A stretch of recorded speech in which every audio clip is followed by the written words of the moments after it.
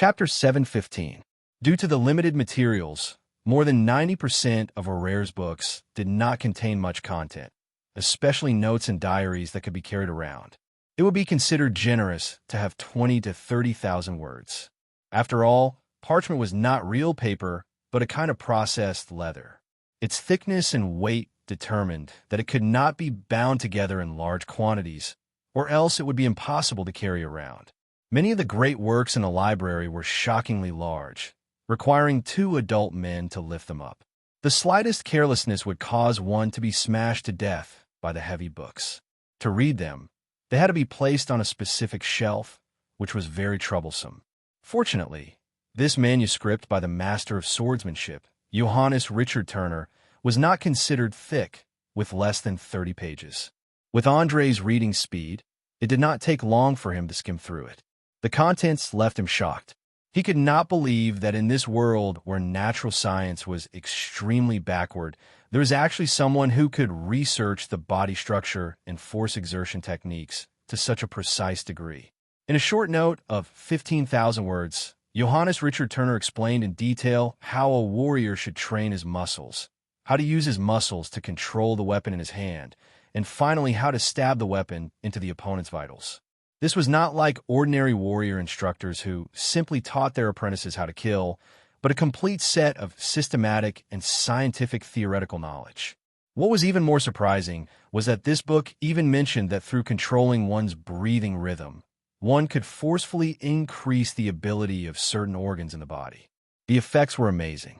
For example, if a warrior accidentally drank a cup of poison wine, then he could completely overload his liver temporarily, expelling most of the poison from his body at the fastest speed possible. Another example was when facing a desperate situation, a warrior could make his heart beat more than 500 times per minute, greatly increasing the speed of blood flow. This would allow the body to run faster, jump higher, and have more strength, exploding out with several times their usual combat strength in a short period of time. Of course, these taboo methods could not be used casually. Not only did they need to undergo strict training, but they also had to ensure that their physique surpassed that of ordinary people.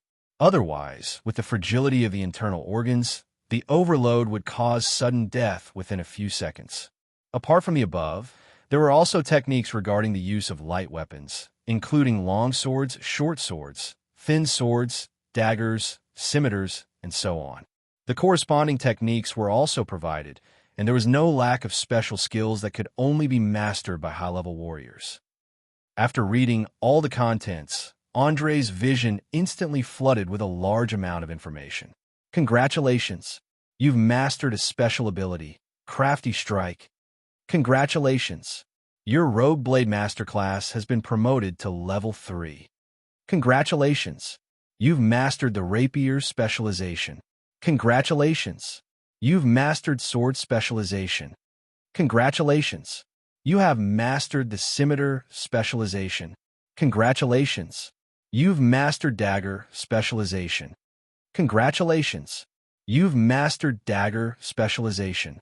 Congratulations! You have learned the Johannes School's Dusk Swordsmanship, Level 1. Note: this swordsmanship is known for its nimbleness and swiftness, so it can only be performed with a light weapon. It can be improved through practice. As a series of knowledge and techniques of exerting force entered his brain, Andre soon felt that his hands were different from before, especially when his fingers touched the thin sword at his waist. It was like an extension of his limbs. With just a thought, he could immediately perform the so-called twilight swordsmanship. Looks like this is a part of the Arcane Eye's power. It can convert any knowledge into a skill and store it firmly in the brain. What a convenient ability. As long as I can make full use of it, it won't be long before I can shake off my identity as a chess piece and become a chess player who can look down on all living beings while silently experiencing the abilities brought about by the awakening of his left eye. Andre closed the notebook and carefully stuffed it into his pocket. He finally understood what was going on with the mysterious tattoo that had been following him ever since he transmigrated, as well as the system. It turned out that everything was caused by this strange eye. Obviously, it had the ability to think independently. It had even tried to communicate in the inner world many times, as if it wanted to express something. Unfortunately, Andre could not understand those intermittent words that were full of hints. The only thing he could be sure of was the power of the arcane eye. This thing must be a powerful magical item. Even if it was not fully awakened, it was enough to attract countless spies. He had to improve his strength as soon as possible so that he could deal with any crisis that might arise at any time. Thinking that there was an old lich staring at him from behind, Andre suddenly felt restless and lost the interest to continue chatting. He slowly stood up and clapped his hands at everyone around him. Well, that's all for today's task. If there are any changes to the plan, I'll send someone to inform you. Remember, Jess is the core of this operation. All of you have to obey his arrangements. I don't want anyone to disobey my orders. Report. I have a question. Fiona raised her hand and shouted loudly. Speak. Andre signaled the girl to ask without thinking. What if he secretly colludes with the enemy? Do we still have to obey his orders? Fiona raised a very sharp question. Everyone knew that Jess was a swindler without any moral integrity or bottom line. This meant that it was almost impossible for him to have any so-called loyalty. The possibility of him being bought by the enemy was extremely high. Thus, trust was the most serious problem. However, Andre did not care about this. He smiled and shook his head as he replied, I have my own arrangements in this regard. You just have to obey my orders. If he really betrays us, I guarantee that someone will immediately come forward to deal with him the moment he betrays us. He won't even have the chance to reveal his plans and secrets. Really? Fiona obviously did not believe him. Of course it's true. In Valen City, there aren't many people who can escape my surveillance. After saying this, Andre beckoned to Jennifer. Follow me. I promised before that after you decipher this manuscript, I would take you through the gates of magic. Now is the time to fulfill my promise. Thank you very much. Jennifer bowed in ecstasy and hurriedly followed. Ever since she had witnessed the power of magic, she had always longed for this power. Now that the opportunity had finally arrived, her excitement was beyond words. Everyone, I don't want to say any more superfluous words. I just want to remind you all to be careful. Perhaps the next time we meet will be when the owner of this archipelago changes. As the last word left his mouth, Andre immediately grabbed Jennifer's hand and once again summoned the power of the Mage Tower. They quickly disappeared from where they stood. Chapter 716. Accompanied by a blinding arcane light, Andre instantly appeared in the room at the entrance of the hidden wizard tower. The fatigue and the side effects of the teleportation made him feel extremely uncomfortable, especially the intense dizziness that caused his stomach to churn. If it weren't for his strong self-control, he would have vomited by now. The dim light, the quiet corridor, everything was no different from when he'd left. Two tall golems stood beside the teleportation door, as usual. They were the most loyal guards. Once they discovered an intruder, they would immediately activate their attack mode and kill the enemy on the spot. Unless their master changed his orders, there was no room for negotiation. Jennifer looked at her surroundings with a curious gaze, especially the large crystal above her head that emitted a gentle light. It gave her the illusion that she was in a dream.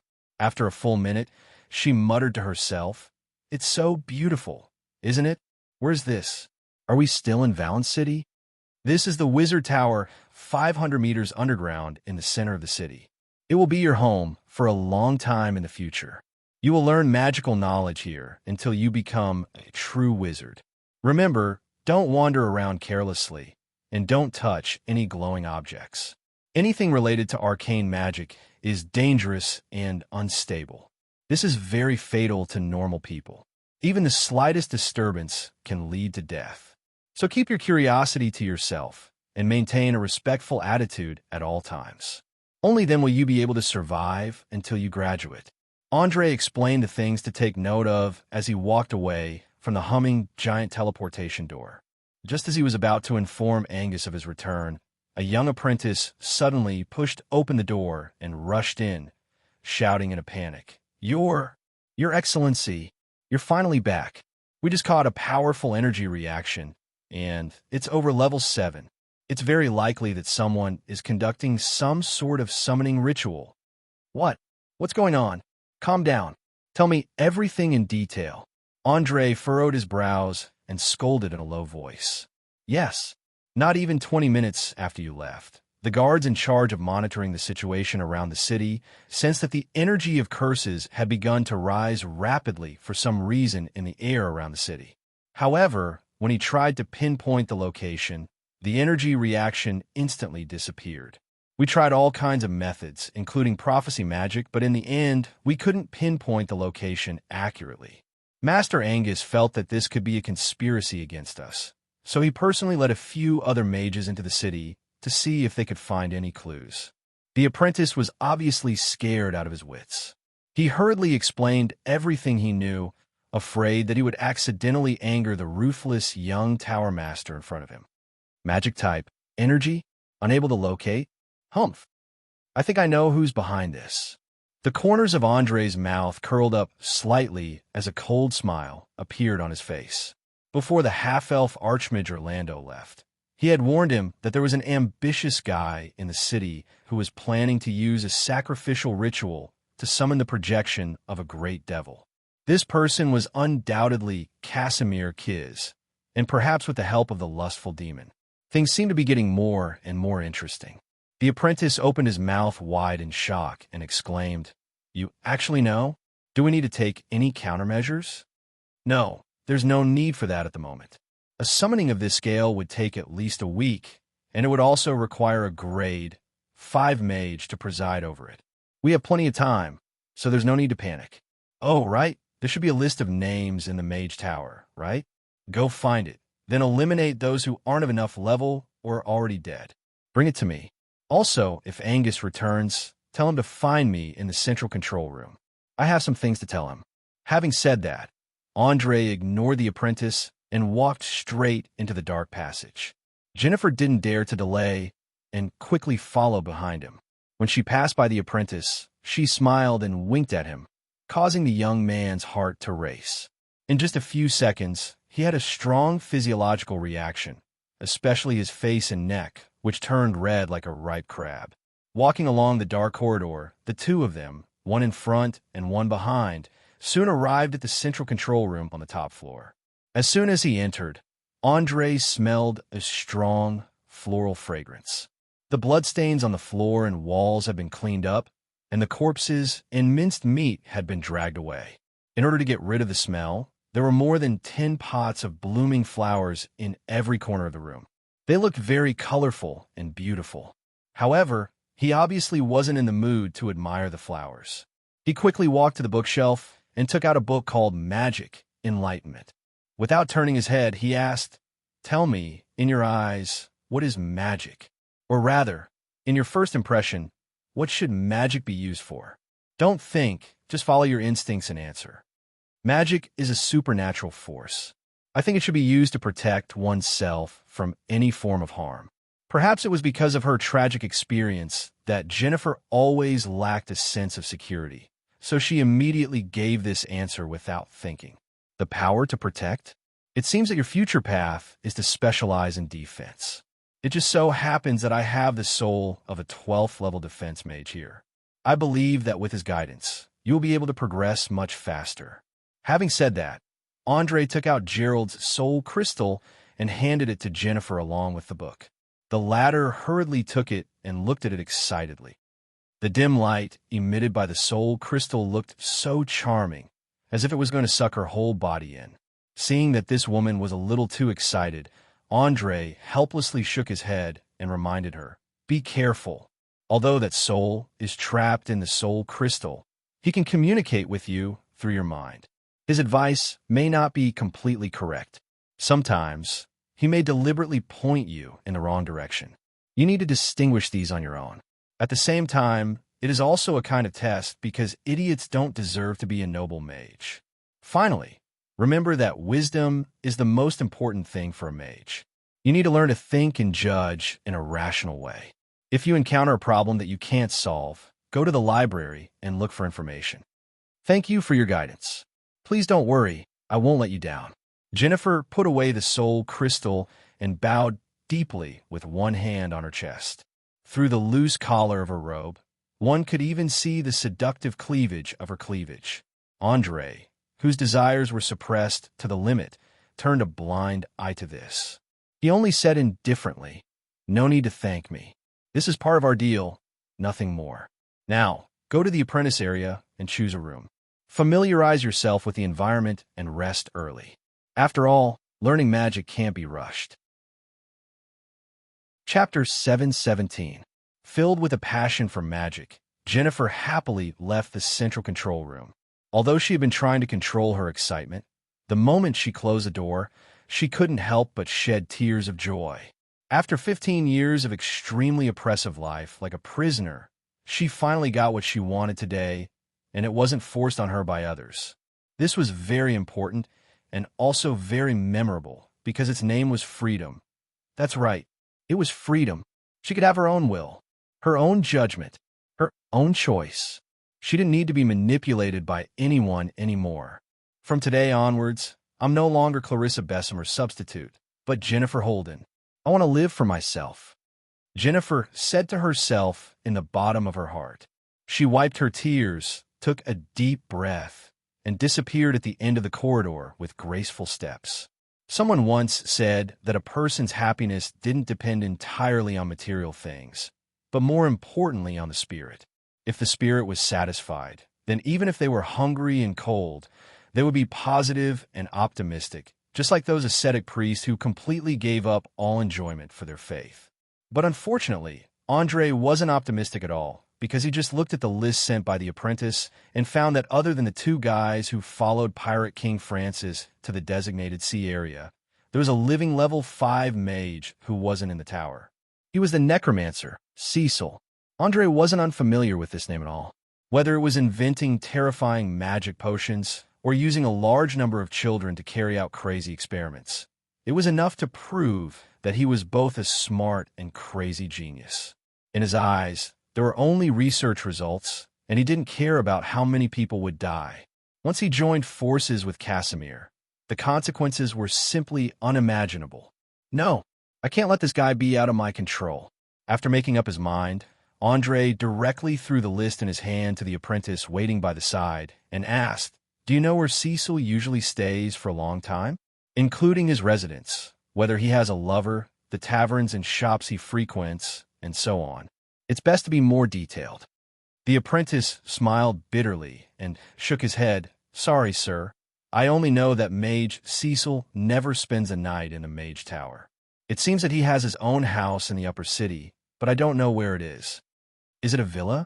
Andre was obviously not satisfied with this answer. He frowned and continued to ask. The houses in the upper city were not as messy as the lower city. If they were villas, they could search them one by one. "I really don't know. Wizard Cecil had a lot of quirks, and he was very particular about his privacy. Even when he was eating, he had to avoid the gaze of others. Some say that he's like a vampire, carefully concealing the differences between himself and humans." The apprentice had no choice but to share some groundless rumors. Vampire? Andre's eyes flashed with a strange light. "That sounds interesting. Do you know where this conjecture came from?" The young acolyte spread out his hands and explained, "First of all, Wizard Cecil's skin is pale, as if he hasn't been exposed to the sun for a long time. Secondly, he has never eaten any human food in front of us. Lastly, and most importantly, he never entered the Mage Tower during the day. Instead, he purposely chose to enter after sunset. Of course, this was just a guess. After all, he has lived in Valen City for so many years, and there has never been a case where someone's blood was sucked out to death. Therefore, I don't think this possibility is very high." After getting the answer he wanted, the corners of Andre's mouth curled up into a smile that wasn't quite a smile. He lightly waved at the apprentice, and the latter immediately let out a sigh of relief. He bowed on the spot and quickly turned to leave. As soon as he left, Andre pulled out a map of the city from the bookshelf and carefully examined it. Not long after, his gaze locked onto the only public cemetery in the upper city. This was the place where the pirate leaders, guild leaders, and smugglers were buried. After hundreds of years of development, it had become a huge underground cemetery. It was said that there were large amounts of gold and silver buried with them. However, there wasn't a single person who had the guts to rob the graves and even exchange them for gold. They were either dismembered by the pirates or locked up in the dark dungeons of the guilds. After all, even if an expert could sneak in and steal the items, they would have to find a place to exchange them for gold or silver.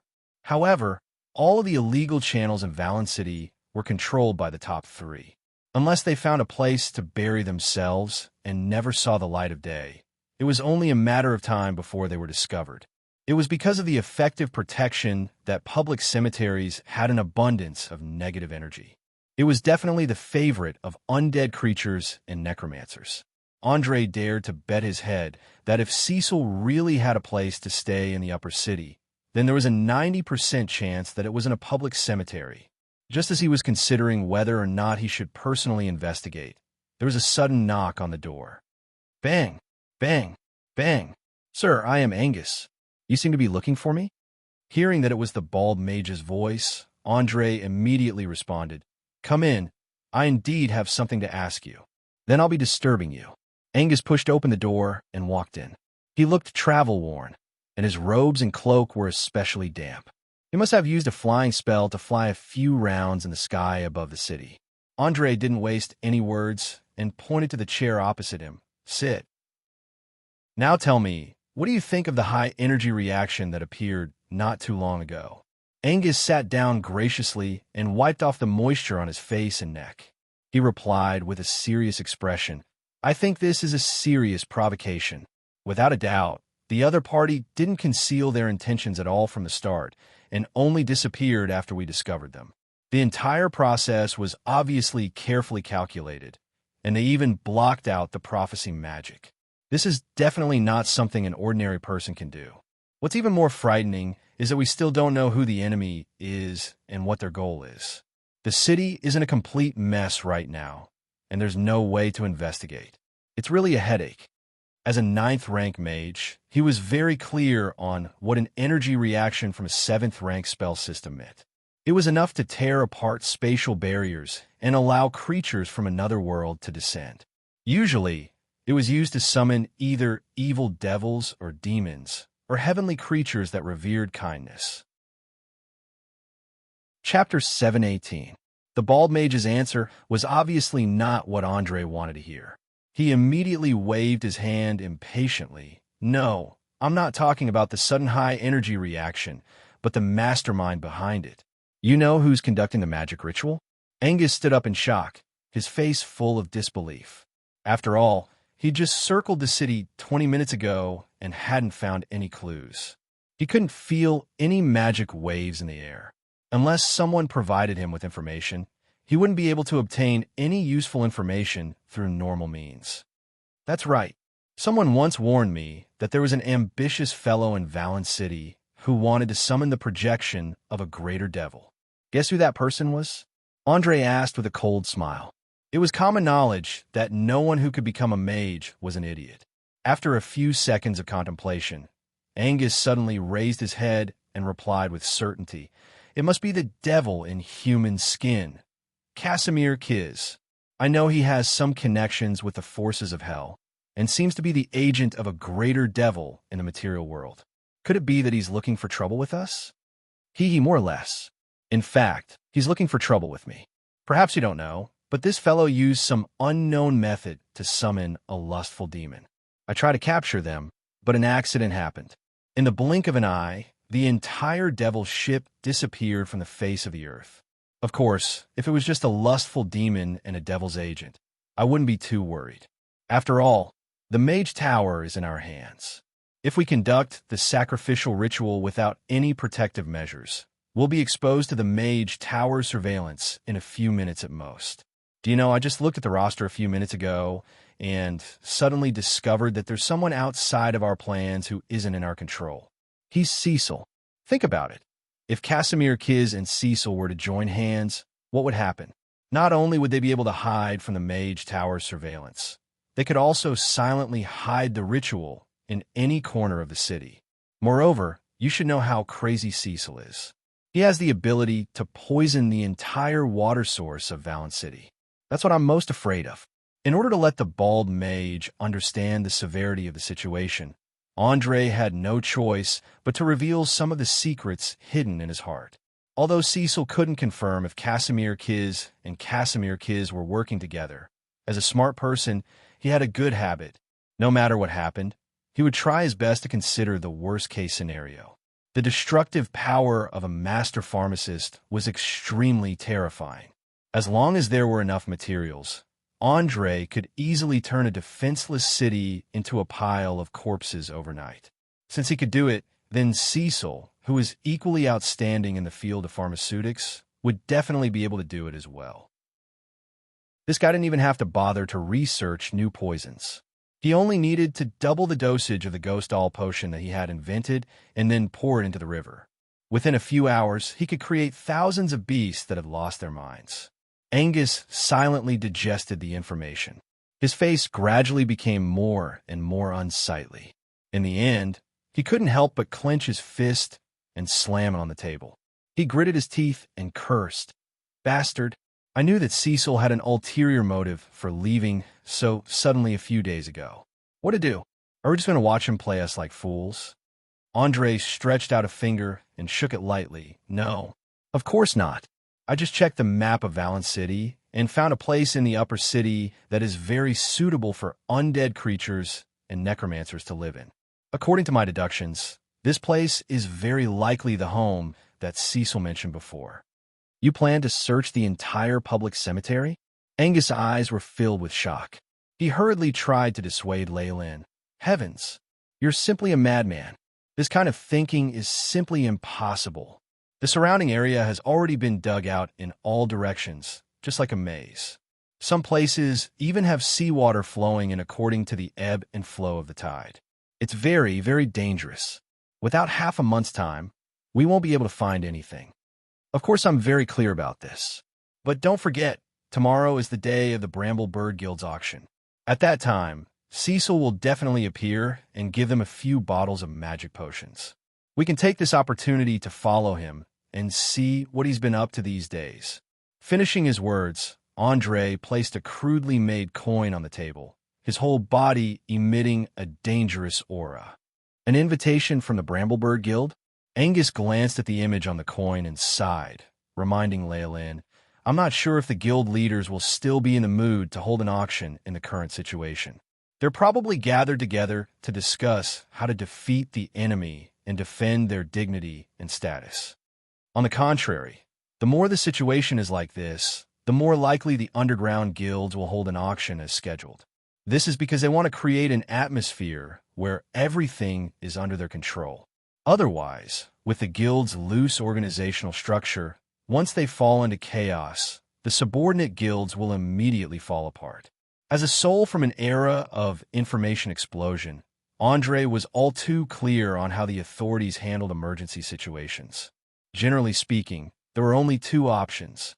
One was military control, using violence and death to threaten the civilians to do as they wished. The other was to control the media, creating a false impression that nothing had happened.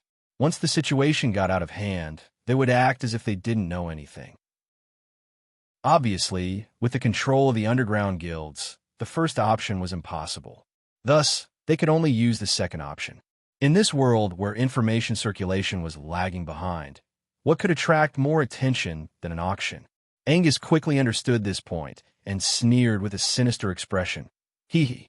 Since that's the case, let's prepare well. We'll give Cecil a huge surprise tomorrow. All right, let's end this discussion here. I'm a little tired and need a rest. You should sleep early as well. After all, excessive fatigue is a mage's greatest enemy. Saying this, Andre stood up and assumed a posture of sending off a guest. As you wish. Please be at ease. This time, I won't let Cecil escape the surveillance of the wizard tower. Angus bowed slightly and turned to open the door, disappearing into the dusky corridor. After seeing him off completely, Andre immediately gave the magic statue at the door an order that absolutely no one was allowed to enter. Then he quickly took off his clothes and lay down on the big, soft bed. In the blink of an eye, he had fallen asleep. Chapter 719. Sleep was very important to a person, especially deep sleep. Once it was deprived, there would definitely be a compensatory rebound. No one knew why, and no scientific research could analyze the specific reason. After another 2 days and 2 nights without sleep, Andre fell into a compensatory deep sleep. When he woke up the next morning, he couldn't even remember what dream he had last night. He only felt very comfortable and relaxed, as if all his fatigue had been swept away and his spirit had recovered to its best state. Just when he was about to get up, the low and dull voice of the golem suddenly came from outside the door. "Master, you're finally awake. Do you want me to call someone to help you wash up and change your clothes?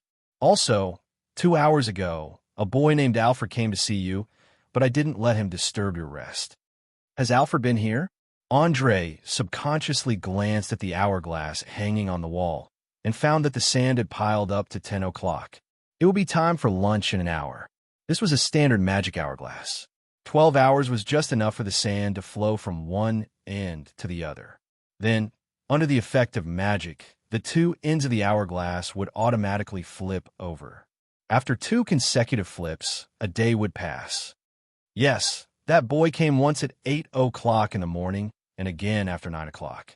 I believe he'll come again before noon, so please be prepared, the golem replied in a low, muffled voice. "All right, I'll do as you suggest." Andre rubbed his dry eyes, picked up the spellbook on the bedside, and began to copy new spells. Since his brain had received all the spells stored in the Mage Tower, he needed to fill up his spellbook before preparing for today's arcane spells, especially the defensive and prophecy spells that he had never seen before. The sooner he mastered them, the better he could make up for his shortcomings. In order to speed up the copying, Andre even took off his blindfold, exposing the arcane eye to the air.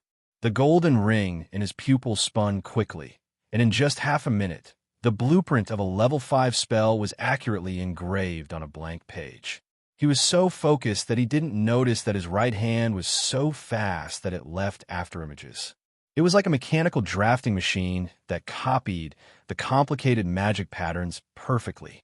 The power that was vaguely released by his left eye not only increased his brain's thinking speed, but also caused his body to enter a state of overload. If there was a second person who saw this scene, they would immediately jump up in shock. The complexity of high-level spells was beyond imagination. Ordinary people would suffer permanent mental damage just by looking at them. Even mages would need a day or even a few days to copy them. But Andre only needed a few minutes. The moment he finished writing the last symbol, he suddenly felt an unbearable numbness and pain in his right hand.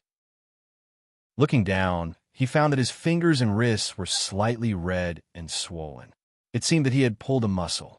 Damn it, what happened just now? Could it be that I've been controlled by the arcane eye? Andre muttered to himself as he used his left hand to take out a bottle of healing potion from his waist pouch.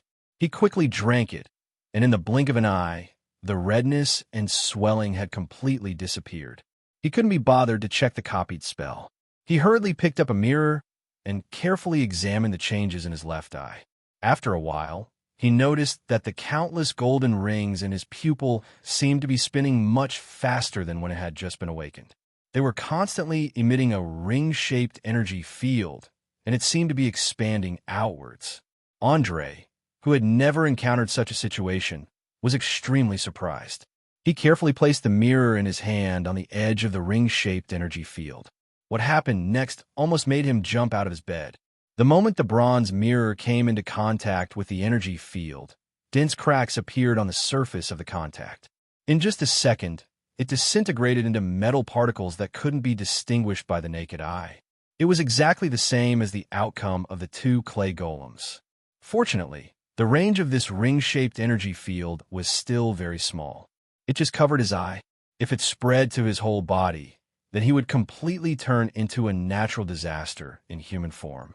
Everything that came into contact with it would be completely disintegrated. Terrifying. Too terrifying.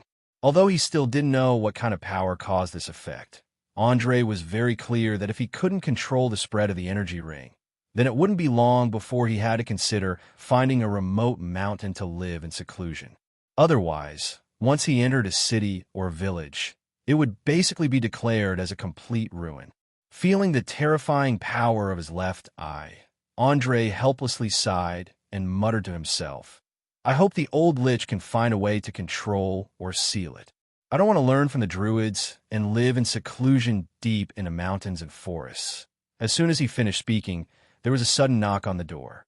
Following that, a woman asked in a soft and weak voice, "Sir, we are here to serve you as you wash up and change your clothes. May I ask if we can come in now?" "Wait a moment," Andre casually replied. He hurriedly swept the bronze particles floating in the air to one side and quickly put on his eye mask.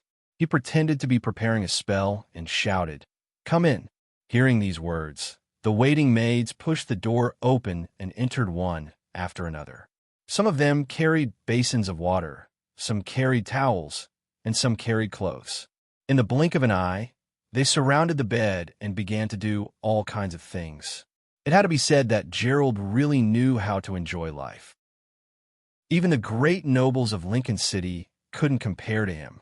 Whether it was brushing teeth, washing face, combing hair, or putting on clothes, everything was done by the young and beautiful maids. They didn't even have to move a finger. Moreover, he could also admire their seductive underwear under their tulle dresses and their curvaceous bodies. However, the troubled Andre obviously didn't have the mood to do that. He was like a puppet being manipulated by the maids for more than 10 minutes. Finally, he was properly dressed. The leading girl even smeared some sticky liquid on his face and hands. It was said that it could make the skin smooth and delicate and prevent sunburn. All in all, Andre swore that there wouldn't be a next time no matter what. He would rather go to the public bathing area of the apprentices to clean himself than endure this torture, especially the fragrance of flowers on his face, which made him feel waves of nausea. He didn't even have the appetite to eat breakfast. In his opinion, men should be more masculine. Those so-called pretty boys were all effeminate. They were the product of distorted aesthetic standards. They were no different from the castrato singers during the Renaissance. Chapter 720. As soon as he sent the maids away, little Alfred arrived, leaving no time for Andre. Looking at the hopeful boy standing in front of him, he shook his head helplessly and picked up a piece of specially treated clay from the shelf on the test bench. He said very seriously, "Take this, concentrate all your energy, and let the magic flowing in your blood vessels concentrate on this piece of clay. I need to test what kind of warlock you are." "Understood." Little Alfred nodded as if he understood. He immediately took the clay, closed his eyes, and began to concentrate. In just a few seconds, primitive energy that had not been shaped by magic suddenly appeared around his body. This energy was like waves, constantly surging toward the clay, and soon produced a wonderful reaction. First, the clay began to become harder and harder, just like granite. However, this situation did not last long.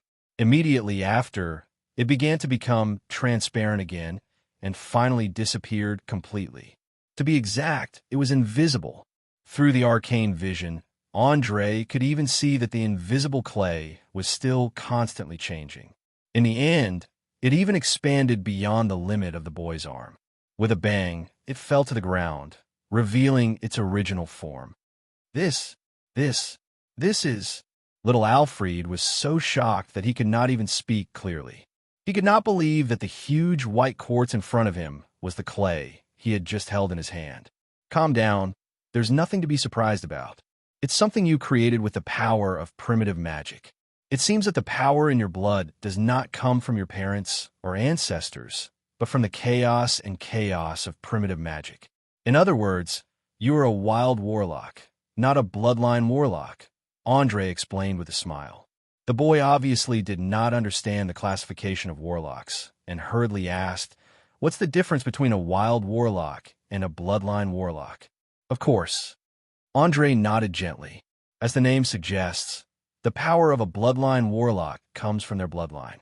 That is to say, their parents or ancestors have signed a contract with powerful creatures such as dragons, demons, devils, and so on, or they're direct descendants themselves. The tendency of these people to release magic was very obvious. For example, the descendants of the red dragon mainly learned fire spells, while the descendants of the white dragon mainly learned ice spells. On the contrary, the power of a wild sorcerer came from the influence of the original magic. It was not like a bloodline sorcerer that could be traced, but more like a coincidence. For example, the magic energy in a certain area suddenly went berserk, or a magic ritual suddenly went out of control. In short, you could not predict what kind of situation could make a person become a wild sorcerer. Of course, because it was full of uncertainty, the magic released by wild warlocks was full of chaos, especially in the aspect of control, which was much lower than that of bloodline warlocks. But the advantage was that the power of a wild warlock wasn't restricted by anyone. As long as they had enough patience and talent, even growing into a legend warlock wouldn't be a problem. As for bloodline warlocks, their strength is restricted by the source of their bloodline. In other words, no matter how hard they try, it is impossible for them to surpass the limits of their bloodline source. Once they reach a certain upper limit, their strength will stagnate. In order to let the boy have a deep and simple understanding of warlocks, Andre explained in great detail, explaining everything he knew about warlocks. In his opinion, the characteristic of bloodline warlocks was that they didn't need to think too much. They just needed to dig out their own potential. As long as they could find the source of their bloodline, they could immediately master a large number of spells according to its characteristics. But it was basically impossible to become a master. Wild warlocks, on the other hand, were affected by the chaotic and disorderly original magic. They needed to spend a lot of time learning self-control and transforming the violent energy into spells. The characteristic was that their strength increased relatively slowly. Once they found a suitable path for themselves, becoming a master was just around the corner. Little Alfred was very smart. He quickly understood the characteristics of his profession and asked excitedly with his eyes wide open, "Then how do I train my ability to cast magic?" Andre smiled and pointed to the super large quartz on the ground. Just like this, control your own magic to transform the clay. When you can make the clay show only one change, it means that you can start learning to build spells. Only one change. The boy stared at the quartz thoughtfully, as if he had understood something. That's right, only one change. Andre emphasized again in an affirmative tone, and then explained, because although original magic is powerful, it is chaotic and disorderly. You have to learn to extract the parts needed to build spells from it, and not release all of it at once. Remember, before you do that, I don't allow you to imitate any spells, understand? Understood. Don't worry, I will strictly follow your instructions. Little Alfred bowed deeply as he spoke. As a child who had personally experienced the dark side of human nature, he knew very well how important this knowledge was to him. What was more important was that he had answered all the questions during the whole process without any conditions. After all, it was the first time in his life that he had encountered such a situation where there was only giving and no demands. A feeling of gratitude surged from the bottom of his heart and quickly swept through his body. At the same time, he secretly swore that one day in the future, he would pay back double. Noticing the change in the boy's eyes, Andre smiled and reached out his right hand to touch his head. "Well, let's go for lunch. I know you must be hungry now." "Yes." Little Alfred nodded and began to slowly retreat until he reached the door, then turned and disappeared into the corridor. Staring at his young back, Andre's lips curled up slightly, and he muttered to himself, "No wonder people say that the older you are, the more you like children, and the more you spend time with people, the more you like dogs. These two have one thing in common, and that is they're simple-minded. If you treat them well, they will remember this kindness. As for adults, it is more effective to use a combination of fear and benefits." After that, he took advantage of the fact that there was still more than an hour before lunch to pick up the spellbook and began to check if there were any mistakes in what he had just copied. At the same time, he also memorized the spells that he needed to use today. As a mage, it was common sense to wake up every day to prepare spells. At the same time, it was also a good habit. However, Andre did not like to fill up all the spell slots at once. Instead, he liked to leave a few empty slots so that when necessary, he could make targeted adjustments at any time. This time was no exception.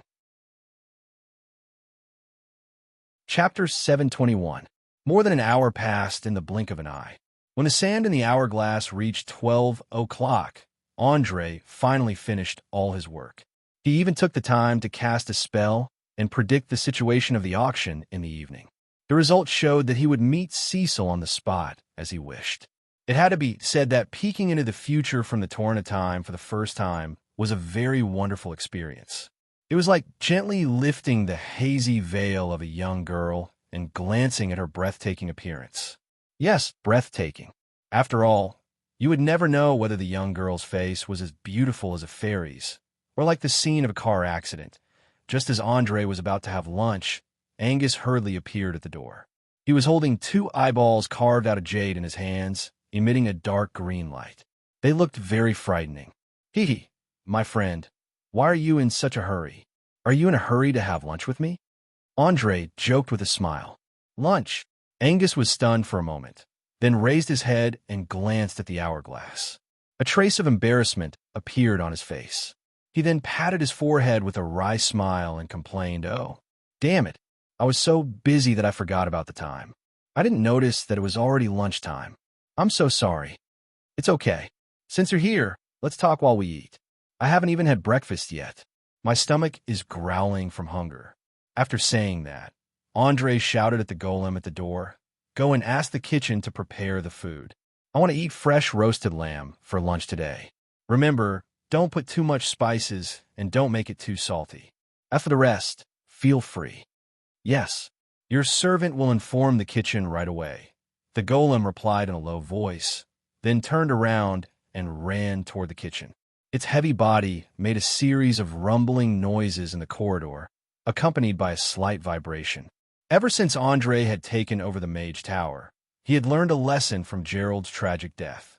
He had completely sealed off all the magic transmissions in the central control room, including the multi-purpose magic mirror in the corner. He did not want to encounter a similar assassination attempt one day. So, he had no choice but to let the golems run the errands. Angus was keenly aware of this and sighed inwardly. As expected of a spellcaster who could kill a 12th level defensive wizard, just this carefulness and prudence alone was worth learning. As a matter of fact, for a mage, any tiny weakness, hobby, good or evil inclination, and so on could be infinitely magnified under the observation and prophecy of his opponent. If he did not want to die too miserably, he had to suppress his instincts and desires as much as possible and let his rationality become the master of his brain. After the two of them sat down at the table, Andre crossed his arms and asked with a smile, "What's the matter?" Angus nodded and replied, "Yes. In order to prevent Cecil from disappearing from our field of vision again, I specially created 2 spying eyes. Once you find him at the auction, activate these 2 eyes immediately. No matter what tricks he tries, he won't be able to escape the Magus Tower surveillance." Andre picked up one of them and examined it carefully. After a full minute, a trace of playfulness appeared on his face. "Interesting little thing. What's the difference between it and a level 5 spell, Spying Eyes?" "In theory, there's no difference, but it has some additional functions, such as automatic tracking, invisibility, seeing through illusions, and so on. Even if you use teleportation magic, there's no way to get rid of it. The process of making it is very complicated, and it's only a one-time use. Once the energy is exhausted, it will be completely scrapped. If it weren't for the urgent situation, I wouldn't have wasted my energy." Angus shrugged and explained, "You came just to give me this?" Andre narrowed his eyes and stared at the bald mage sitting opposite him. He would never believe that Angus would come alone for such a trivial matter. "Of course not. The main purpose of my visit is to ask about the system in the tower. You may not know, but the rules set by Gerald before are completely copied from the sets set by the Magus Association in Linton City hundreds of years ago. The annual loss rate of apprentices alone is as high as 80%. I think it's necessary to make some improvements. What do you think?" Angus' attitude was very serious. As a mage from the Magic Kingdom, Gorals, He was very disgusted with the practice of using apprentices for experiments. At the same time, he also knew some more advanced education methods and intended to put them into practice here. Andre smiled non-committally and asked, "Are you sure this reform is good? Can it bring more qualified mages to me? If it can, then I'll agree. If it can't, then I'll oppose it. In fact, many people have said that I'm a very utilitarian person, so only look at the results. Now tell me, can your reform meet my expectations?" Angus frowned and thought for a few minutes, then solemnly promised, "I think it can, but there is a condition. You must give me free space to play, and give me enough support in terms of money and materials." No problem. From now on, except for the 2 people I brought, you are fully in charge of all the other apprentices. If you think it's necessary, you can expand the recruitment at any time. You don't have to worry about money and materials. After I seize the ruling power of this archipelago, I will fully support several profitable industries, including shipbuilding, sugarcane plantation, sugar production, and so on. Half of the funds will go to the Magus Tower to ensure that you have enough money to buy materials. Andre had already formulated a series of plans for the entire Sardinia archipelago to ensure that it still had a strong economic and military strength after stopping its unscrupulous plundering. It could launch a war that could destroy any city in the south at any time. Since that's the case, then I swear that I will not disappoint you. And at most 2 years, I will be able to nurture at least 4 rank 1 mages and more than 30 apprentices who can use rank 0 arcane spells. After hearing the proportion of funds invested in magic, Angus' face immediately revealed a confident smile. In his opinion, the number of official mages in this Magus Tower hidden under the city was pitifully small. They couldn't find enough people to carry out many large-scale experiments, which was a complete waste. In order to carry out more experiments in the future, he was willing to spend 5 to 10 years to nurture a group of low-level mages so that they could help him walk further on the path of magic. Just as the 2 of them were discussing the reform of the system, a sumptuous lunch was finally brought to the table. They continued to talk as they ate. Andre quietly instilled the concept of modern universities into Angus' mind.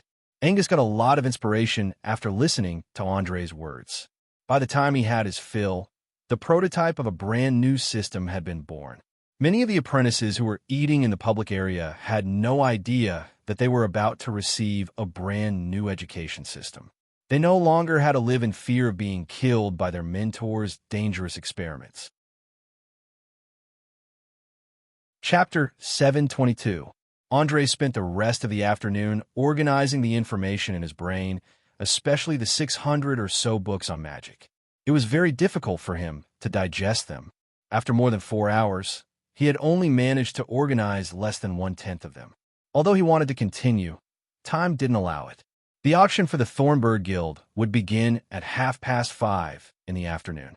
He didn't want to miss this gathering, which was said to be the most lively in all of Valence City, and he didn't want to miss the necromancer, Cecil. In order to prevent anyone from recognizing him, Andre used a transformation spell and once again disguised himself as Uhtred. He still remembered that Uhtred had once mentioned that Cecil had developed the Ghost Doll potion under his guidance and inspiration. He believed that there must be some special connection between the 2, and he might be able to use this to get closer to his target, or perhaps obtain some inside information. After making all his preparations, Andre once again used the teleportation gate and silently arrived next to an abandoned villa in the upper city, heading straight for the location of the auction. Along the way, he could clearly feel that the originally deserted upper city had suddenly become lively. Many well-dressed fellows were moving in the same direction, and he didn't need to ask to know that they were all invited guests. Apart from that, there were armed personnel patrolling the streets and alleys. They carefully watched every passerby and would immediately surround and capture any suspicious targets they found. After Old Bernie gave the order for an all-out counterattack, the lower city had become completely chaotic. The leaders of the underground guilds seemed to have completely shifted their focus to the upper city. After all, 80% of the city's wealth was concentrated in the latter area. Perhaps from their point of view, even if the upper city fell, the losses wouldn't be too great. As long as they could hold out until the pirate fleet returned, they could immediately launch a pincer attack and take back their territory. One's vision determines one's breadth. One's concept determines one's height. One's footsteps determine one's speed, and one's thoughts determine one's future.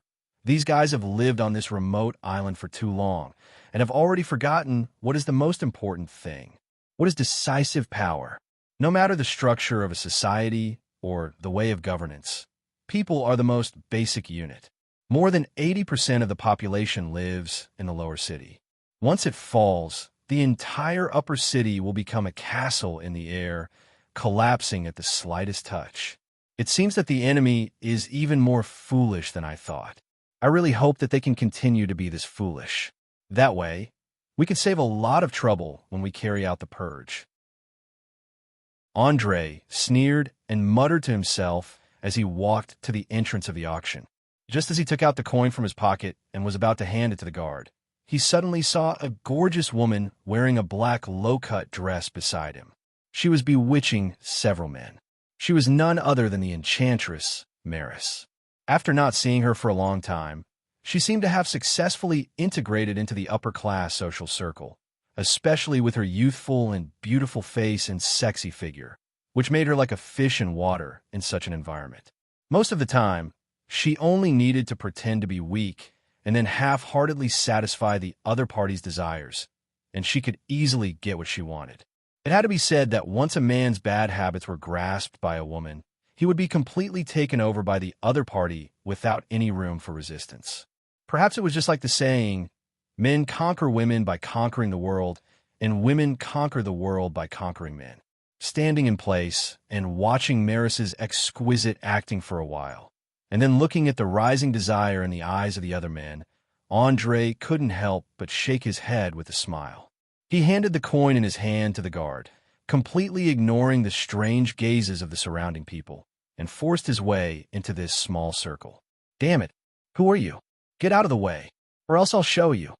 A lustful young man had an ominous glint in his eyes as he fiercely threatened.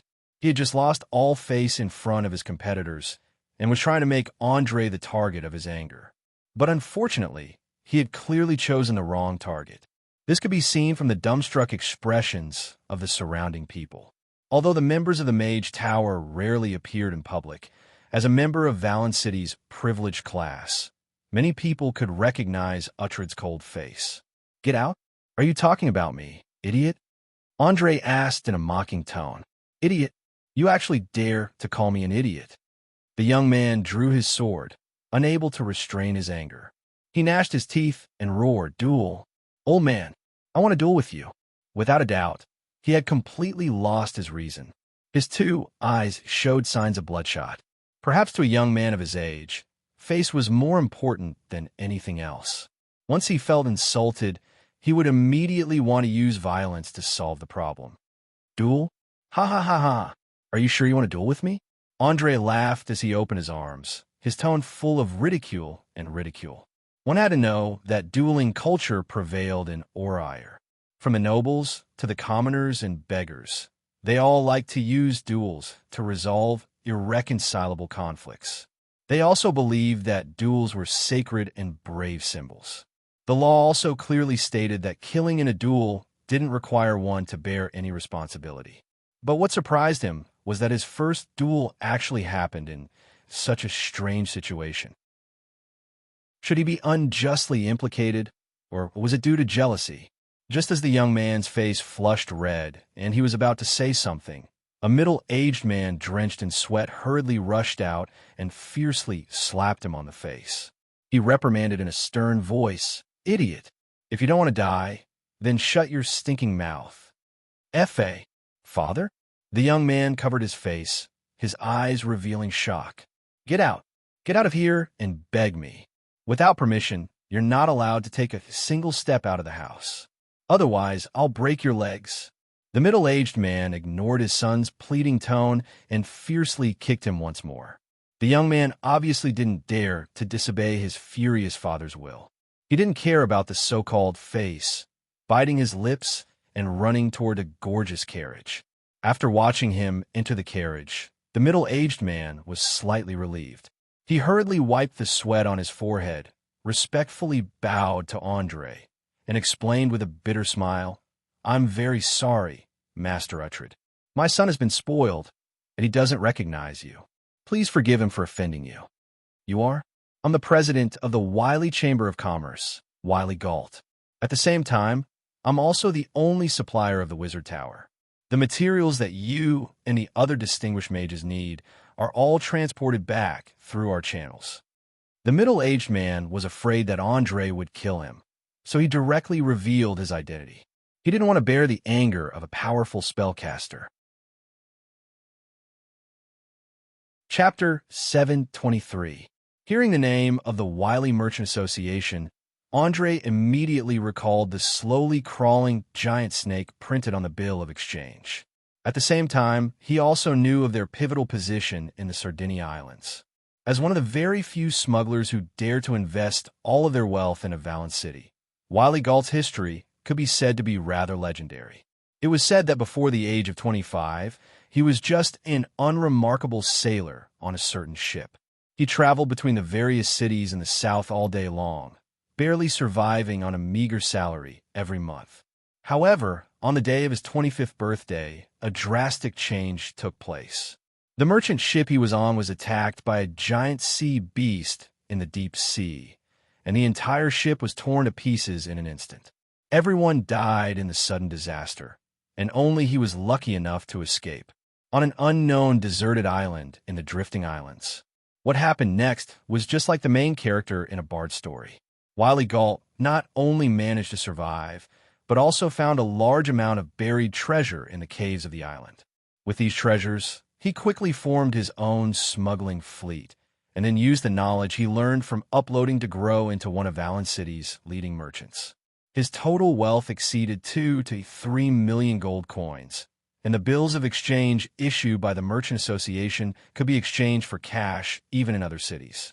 He was so outstanding in business that even the pirates and underground guilds relied on the channels he controlled. Although his position couldn't be compared to the Pirate King or the Six Masked Leaders, he was undoubtedly a big shot at the top of the pyramid of power.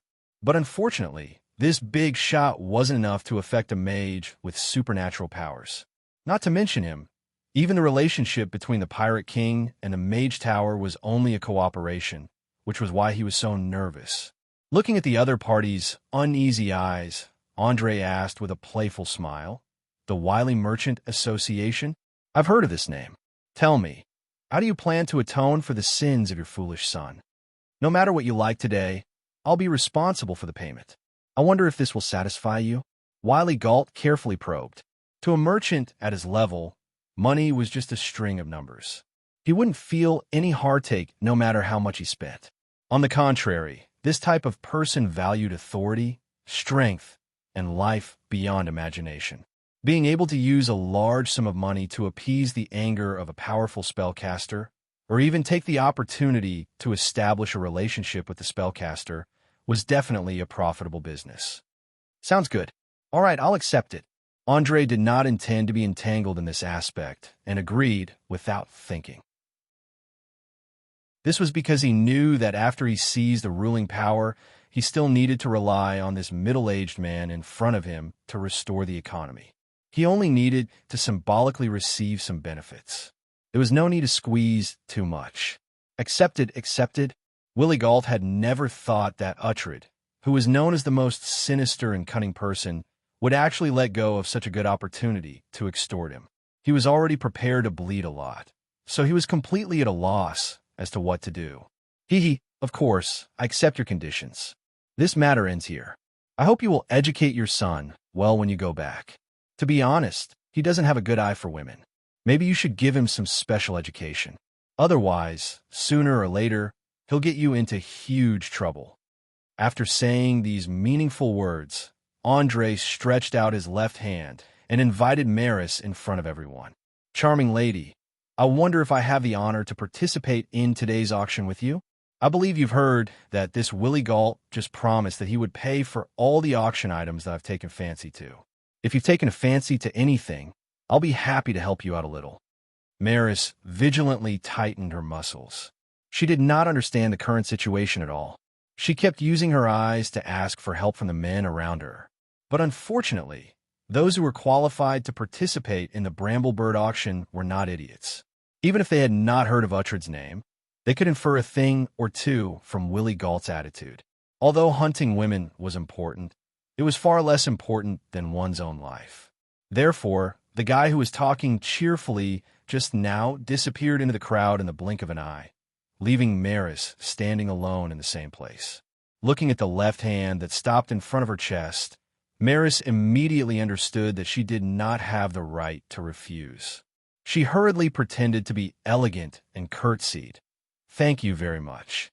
It's my honor to be able to travel with a gentleman like you." After saying that, she raised her right hand that was wearing a lace glove and inserted it into Andre's arm. She made a cute and helpless appearance, and the fake smile on her face completely hid her anxious emotions. After dealing with Maris, Andre smiled and nodded at everyone present. He quickly entered the venue and found a seat near the back row so that he could observe every detail in the hall. As there was still about half an hour before the start of the auction, most of the people were chatting outside, asking each other about the latest news in the city. Only a few people who liked to be quiet were sitting in their seats with their eyes closed. After confirming that no one was eavesdropping, Andre's lips curled up slightly. He whispered into the ear of the witch beside him, "My dear Maris, it seems that you've been doing well recently. You're actually able to participate in such an occasion. Tell me, what's your current position in the guild? Maybe I can give you a little help." "You? Who are you?" Maris suddenly trembled. She immediately bit her lower lip and asked softly. She was obviously very nervous. One of her hands had already reached into her inner thigh from the side of her skirt. She was tightly holding the dagger hidden between her legs, ready to launch a fatal attack at any time. Relax. There's no need to be so nervous. I specifically asked the rat men to bypass your territory. Otherwise, do you think you still have the mood to dress up like a noble lady to participate in today's auction?" After saying that, Andre pressed down on the witch's leg with lightning speed, making her unable to make any dangerous movements. It's you?" Maris clearly recognized Andre from the familiar movements just now. Her eyes revealed a horrified expression. She could not believe that the old man sitting next to her with a sinister appearance was the young man who had once made her suffer. Chapter 724. Of course it's me. Otherwise, do you think a true great mage would approach a small character like you? The corners of Andre's mouth curled up slightly as he purposely winked his right eye. With his current Uhtred appearance, no matter how one looked at it, he gave off a very awkward feeling. Maris immediately let out a sigh of relief after receiving an affirmative answer. She pulled her hand out from between her legs and glared fiercely at him. She then cursed in a low voice. "Damn it! What's wrong with you? How dare you approach me in front of so many people? Do you know how dangerous this is? There are so many leaders of the underground guilds outside. I'm dead if I'm discovered." Andre shrugged his shoulders nonchalantly. "Don't worry. They won't be able to suspect me with their little tricks. Perhaps you still don't know, but the entire Valen City is now under my control. As long as I'm willing, I can sweep the underground guilds into the trash heap of history at any time. In other words, you don't have to be as careful as before. You can boldly let loose and rope in as many people as you want." "Really? How come I heard that the guilds and the rat men are currently engaged in a chaotic battle in the lower city, and that they'll be able to take back control soon?" Maris' tone was full of suspicion, obviously not believing the truth of his words. "Take back control? Is that what they announced to the outside world?" Andre asked with a disdainful smile. Maris nodded lightly. "That's right, the guilds just sent someone to inform all the leaders and subordinate guilds in the lower city at noon today.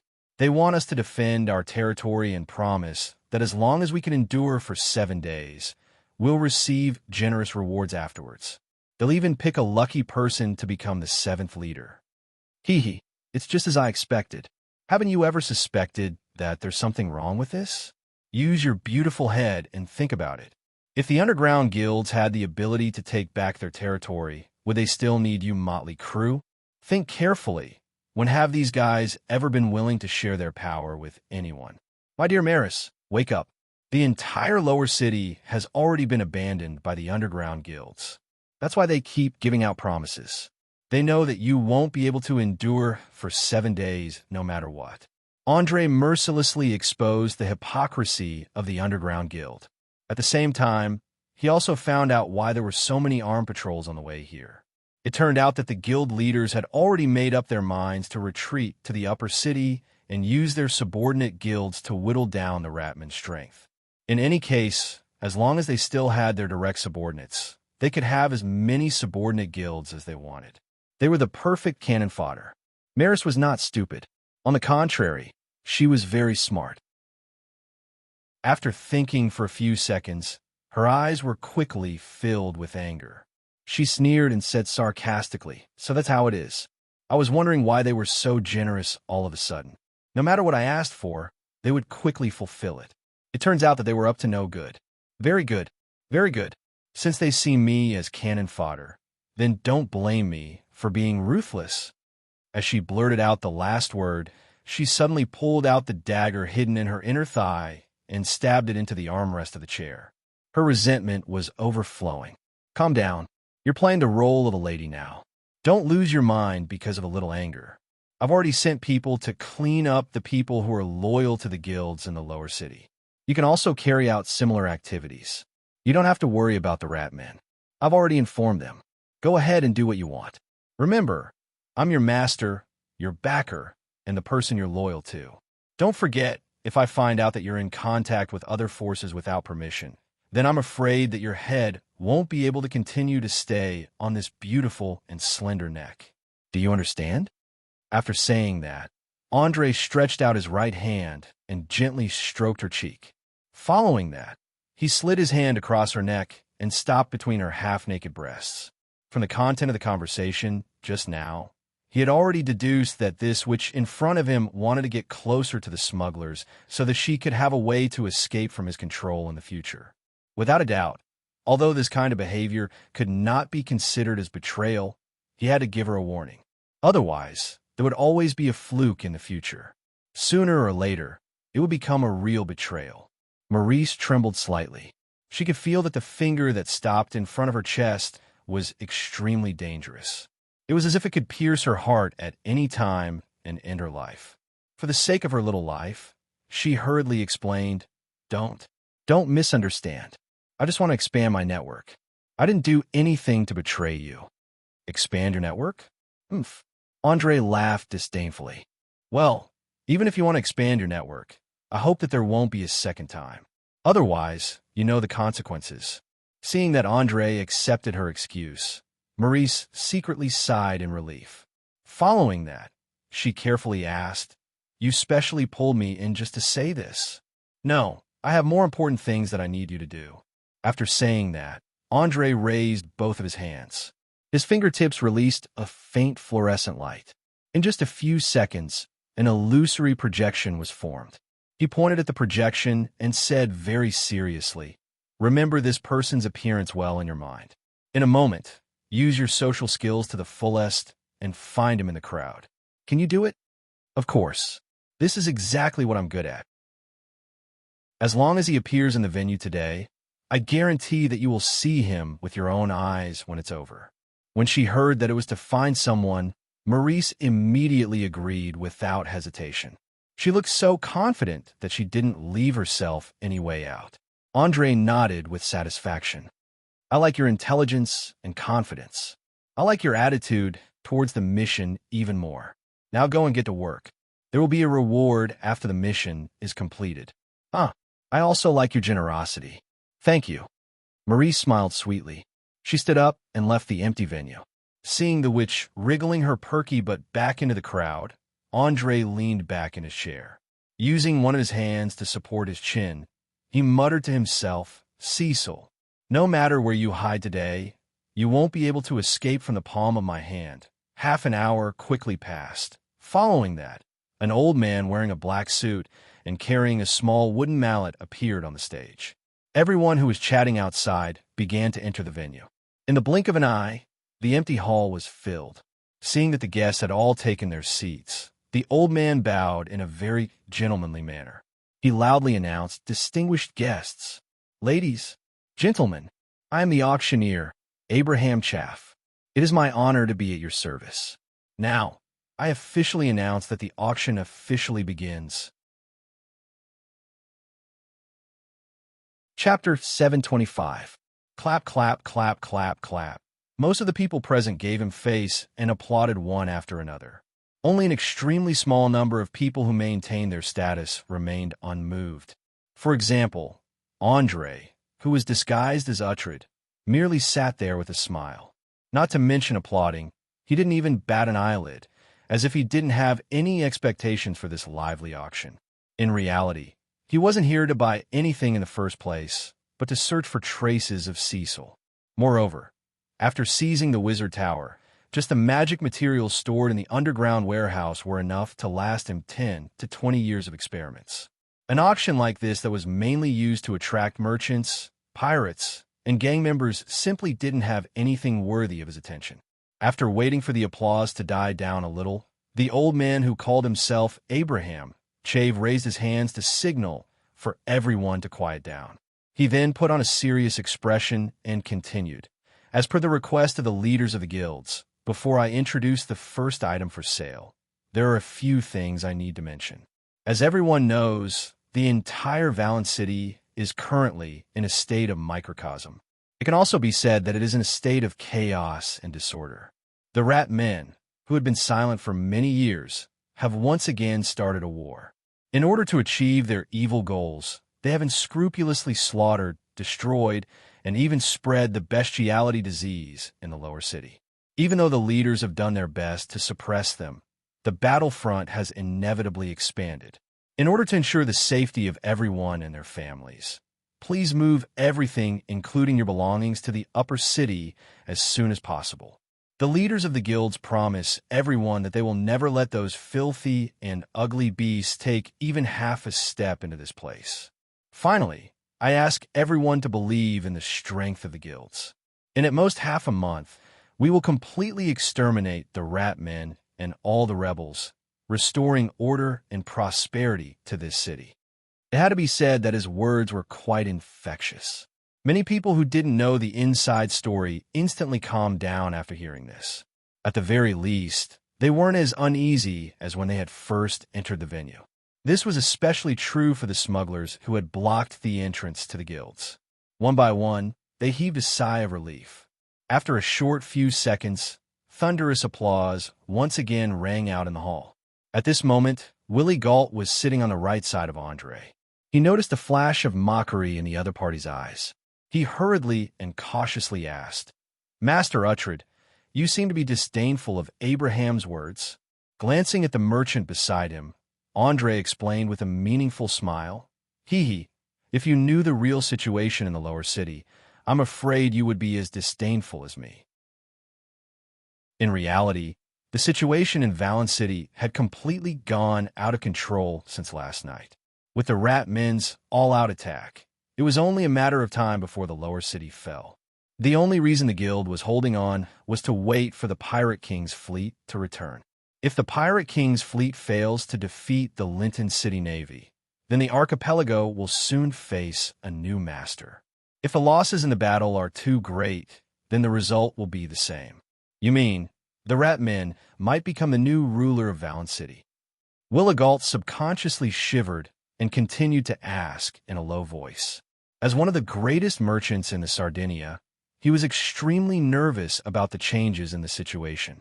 He was afraid that he would become a sacrifice in the cruel struggle if he wasn't careful.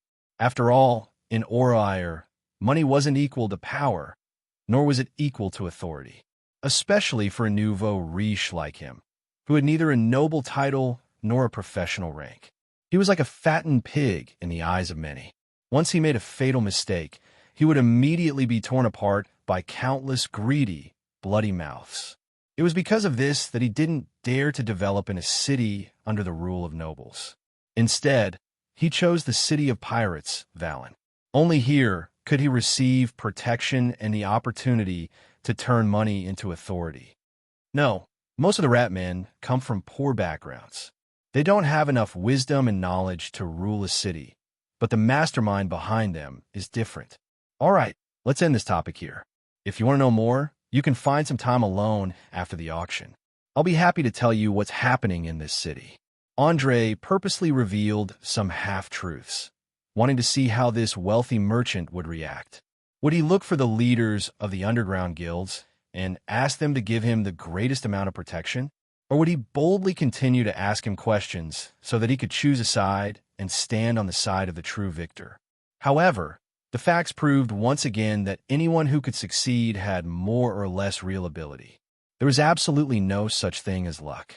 Willigalt only pondered for half a minute before nodding solemnly. Thank you very much for your guidance. After the auction ends, I'll have the carriage wait for you at the back door. Please rest assured, as a merchant, I know that everything has value. At the same time, I'll also pay you a satisfactory reward after the auction. Of course, the promise at the door is still valid. No matter what you've taken a fancy to in this auction, I'll pay for it in full. In just a few sentences, he showed all the advantages of a successful merchant, including his sharp intuition, extraordinary courage, honest principles, and bold personality. It was no wonder that he could carve out a place for himself in this chaotic land where the strong preyed on the weak. Andre looked at the gray eyes of the merchant with admiration. After a full minute, he praised, "You're very good. You have all the qualities of a successful merchant, and you're brave enough to make a decision at a critical moment. Trust me, you won't regret your choice today." "I hope so. Although I'm very rich, I can't go any further. Whether it's the underground guilds or the pirates, they only use the smugglers as targets. They won't even tell us the important information." After saying that, a bitter smile appeared on Willigalt's face. Someone once said that when a person had a huge amount of wealth and resources, they would inevitably have a strong political desire. In other words, they would crave for power. This was because only power could guarantee the safety of their personal and property. Only power could guarantee that they could continue to live a normal life without worrying about being slaughtered by those in power. Without a doubt, Willigalt already had a similar idea and was working hard in this direction.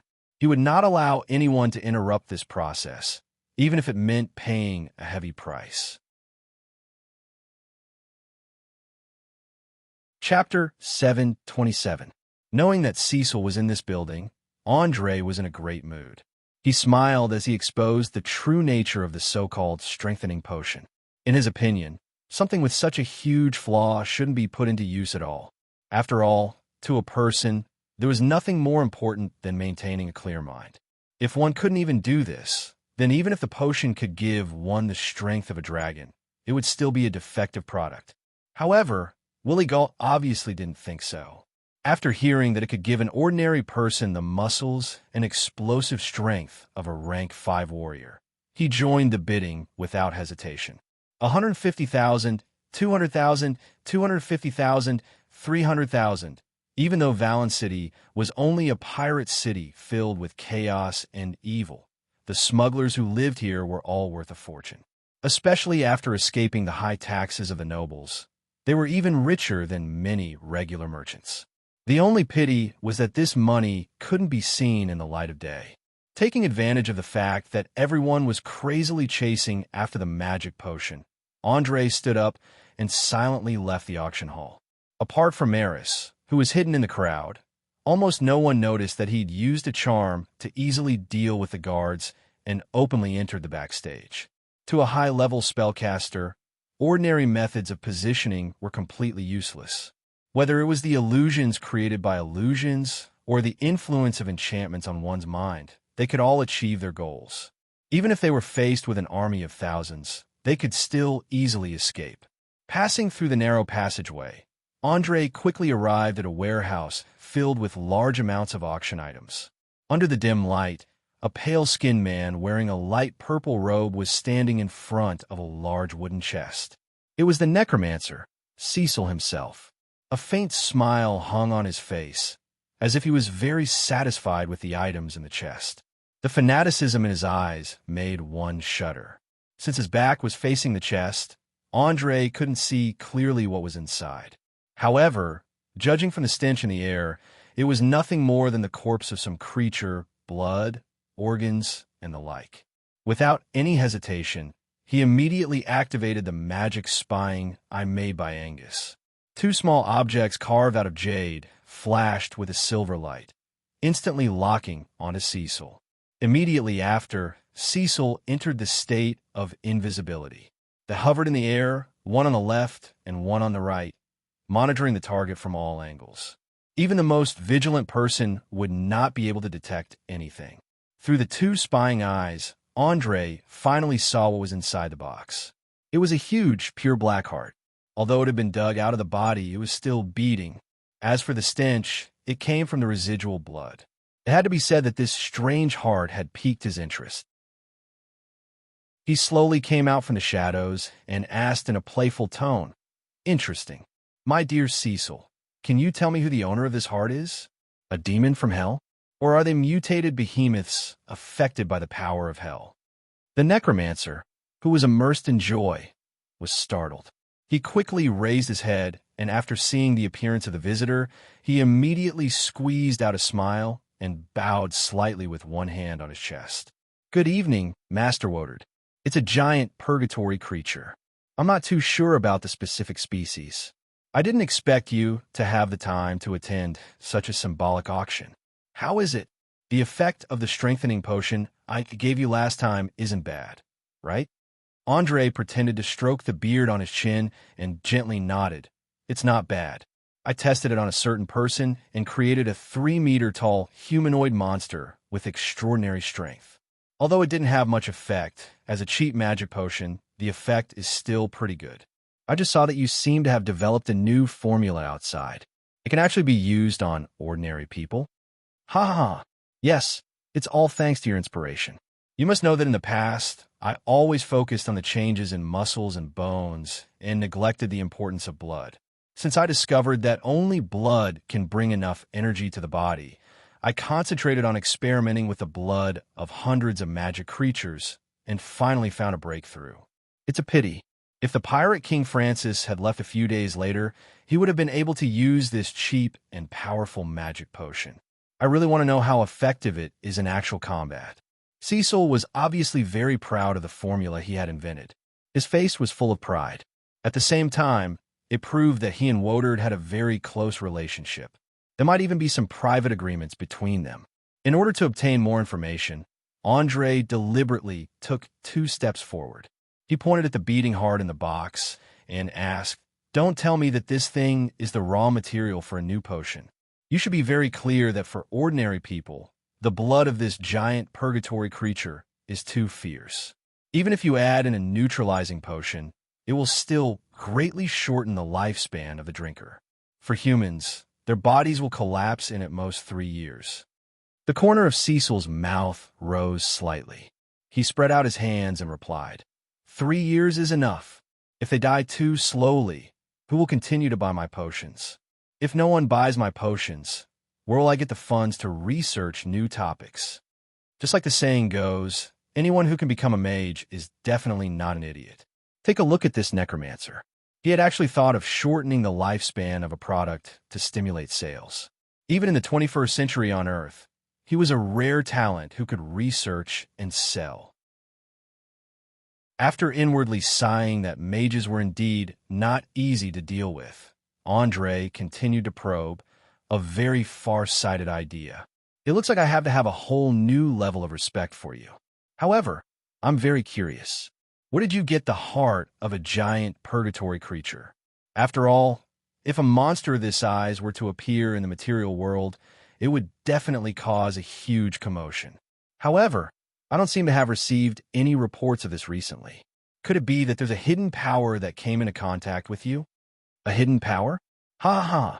Cecil suddenly laughed out loud without warning, teasing him as he laughed. "My dearest Master Uhtred, is there any hidden power in Valence City that is stronger than you? Don't worry. I only accepted an invitation from an underground guild to help them complete a magic ritual. That's all." "Underground guild?" Andre suddenly seemed to understand something. His eyes flashed with a meaningful light.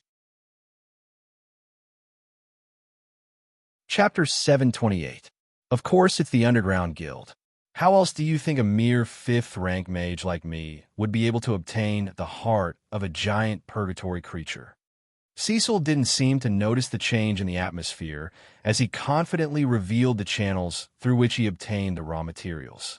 Perhaps to him, there was no difference whether it was Uhtred or the Underground Guild. As long as he could continue his research, it didn't matter even if the two groups of people fought each other. Andre's sharp senses picked up on this hidden attitude.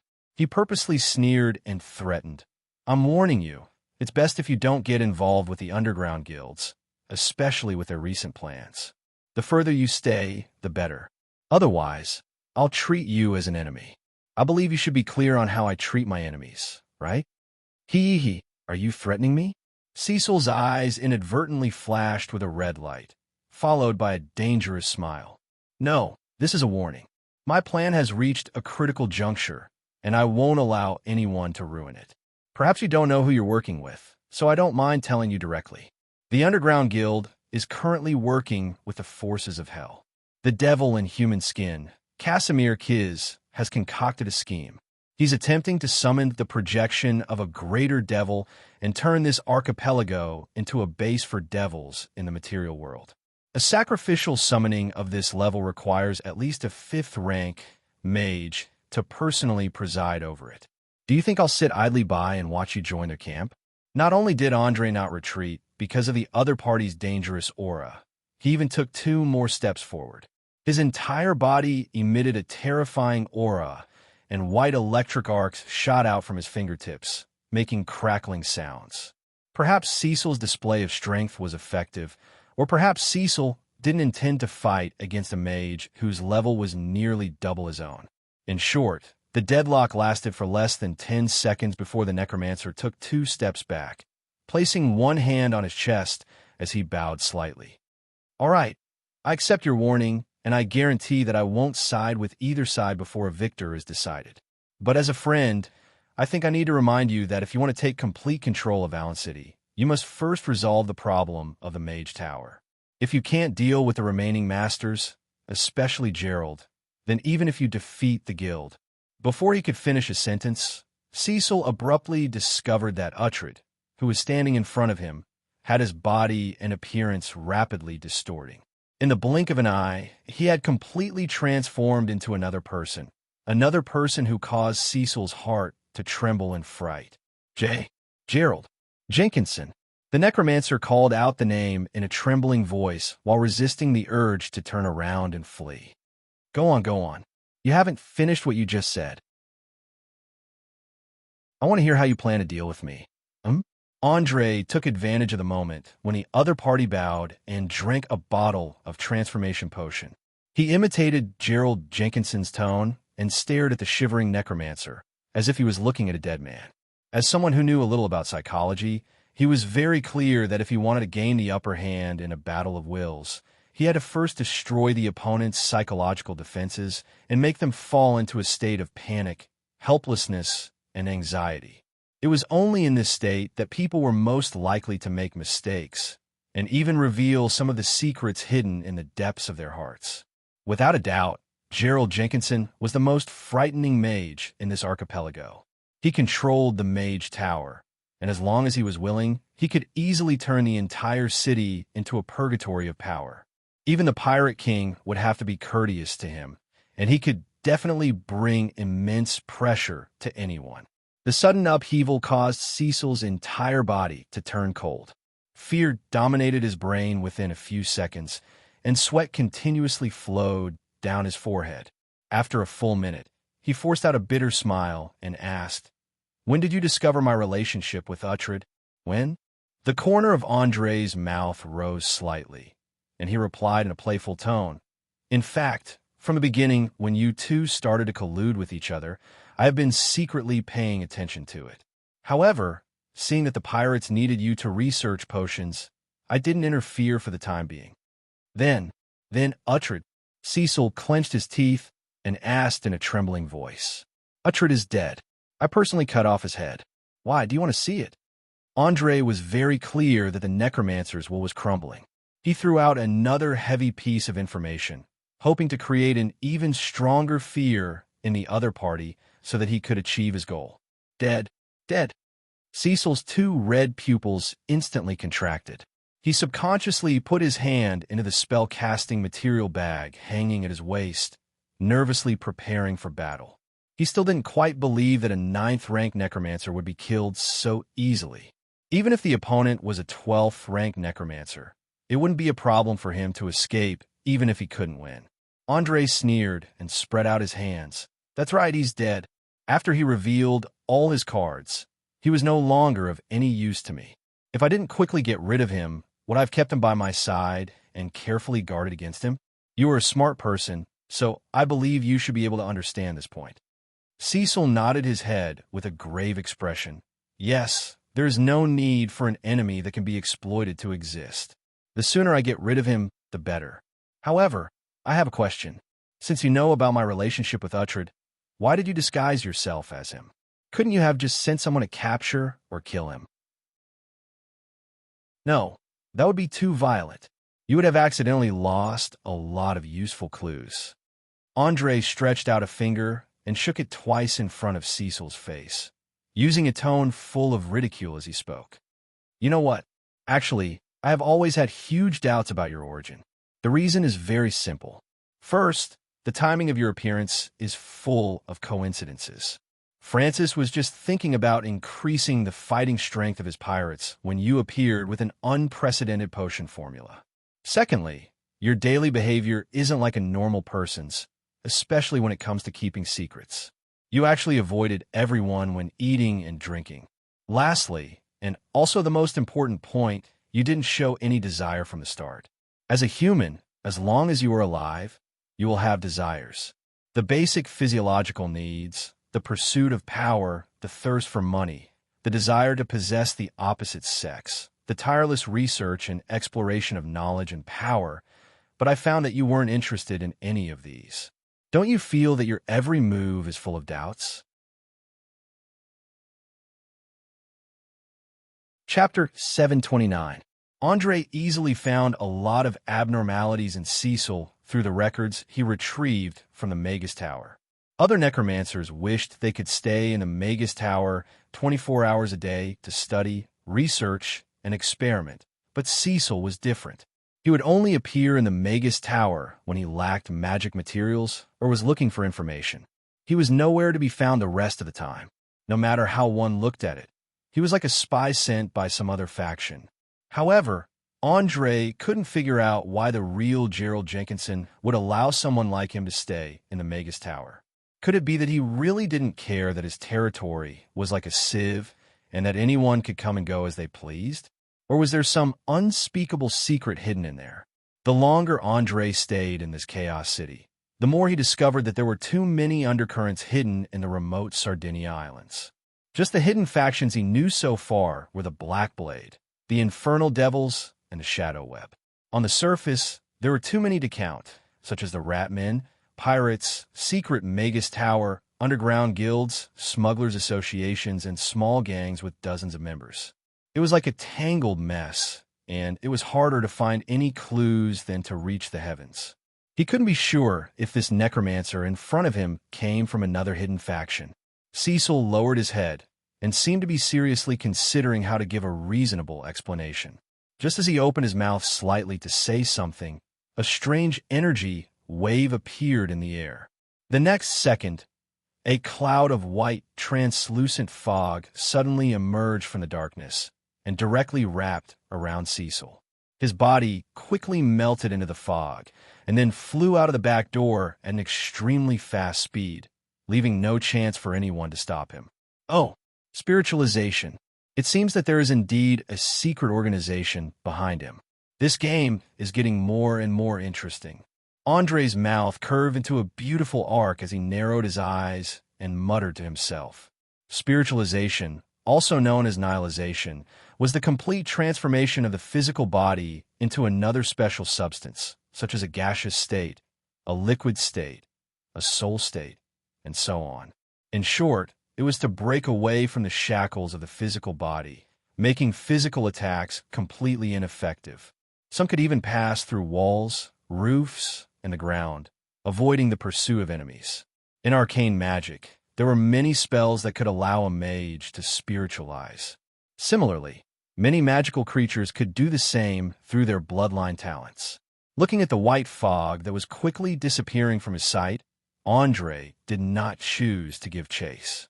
Instead, he used the secret imprint to contact Angus. "How is it? The demon spying, I didn't lose its target, did it?" "Don't worry. The magic eye is less than 10 meters away from them. I guarantee that even if they use teleportation today, they won't be able to escape my tracking." The bald wizard in the wizard tower far away replied with a message. "Very good. Keep a close eye on them. I want to see who is hiding behind them." After saying that, Andre glanced at the giant heart that was emitting a foul stench.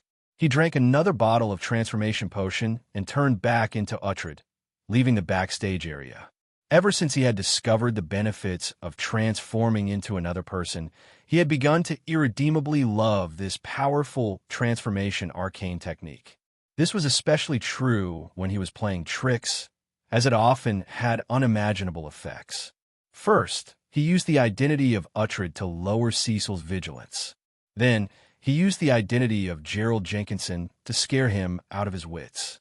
It was precisely because of the huge difference between the two identities that Andre was able to break through the necromancer's psychological defenses, forcing him to take the initiative to reveal a flaw. Of course, this kind of trick could only be used once.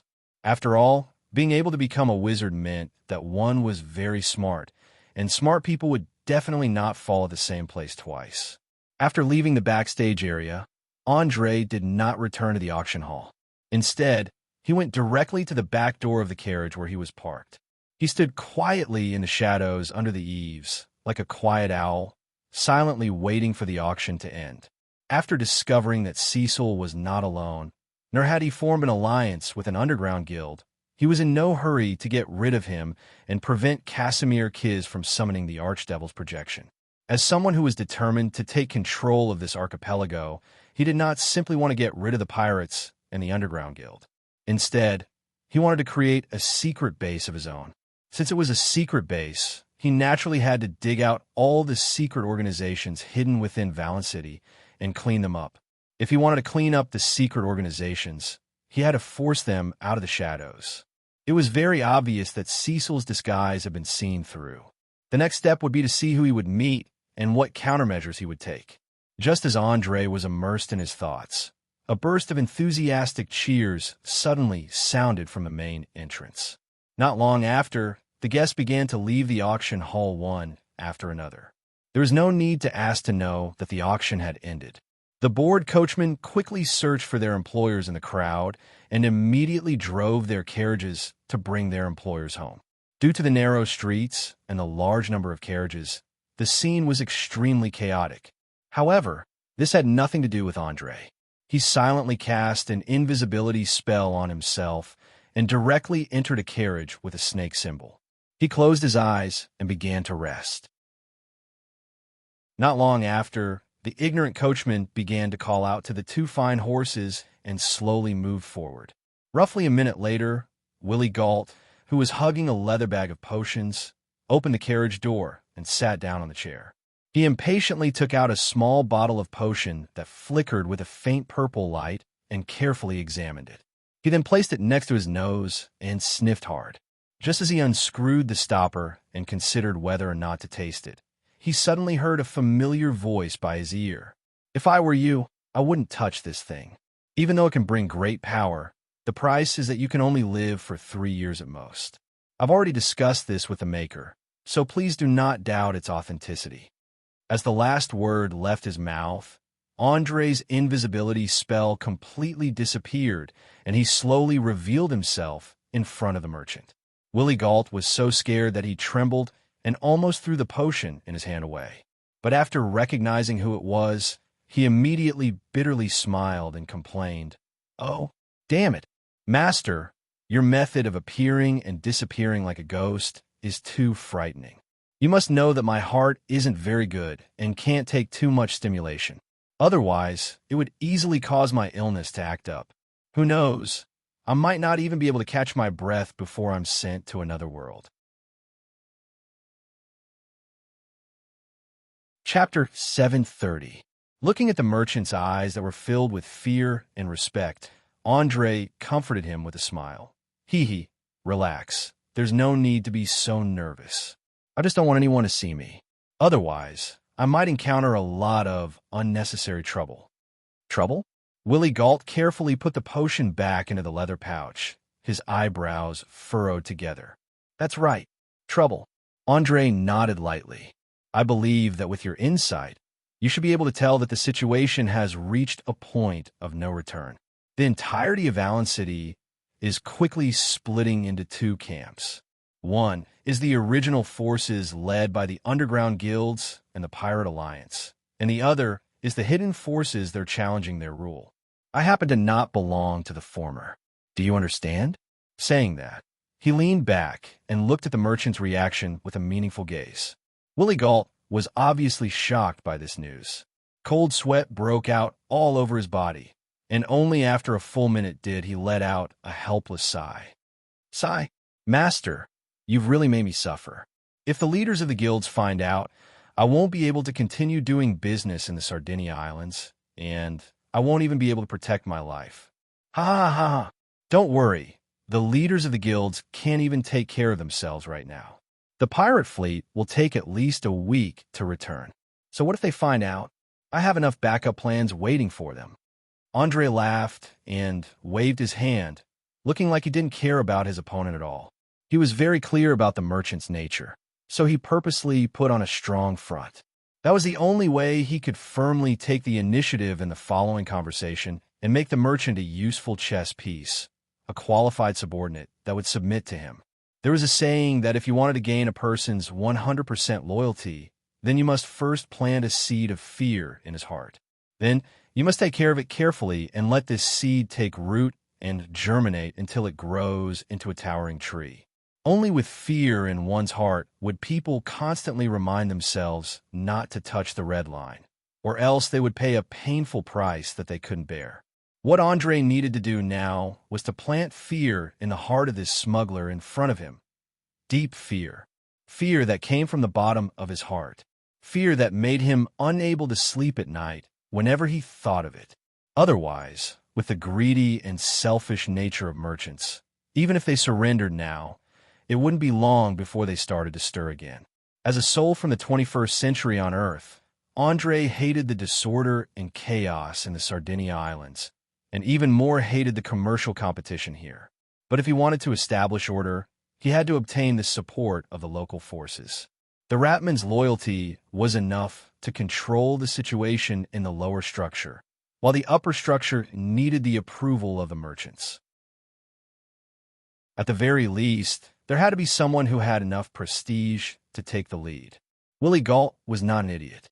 He knew his value, and he also knew why a powerful spellcaster would sit in his carriage. After hesitating for a few seconds, he quickly said, "Master Uhtred, I think I understand what you mean. But as a businessman, before I make a choice, I have to consider the risks and rewards. I hope you can give me some information that I can use for reference." Andre agreed without hesitation. "Sure, it's a very reasonable request. Tell me, what kind of information do you want to know?" "Strength. I want to know how strong you or the forces behind you are, and whether they're strong enough to fight against the guilds and pirates." Willie Galt did not beat around the bush and directly raised the question he was most concerned about.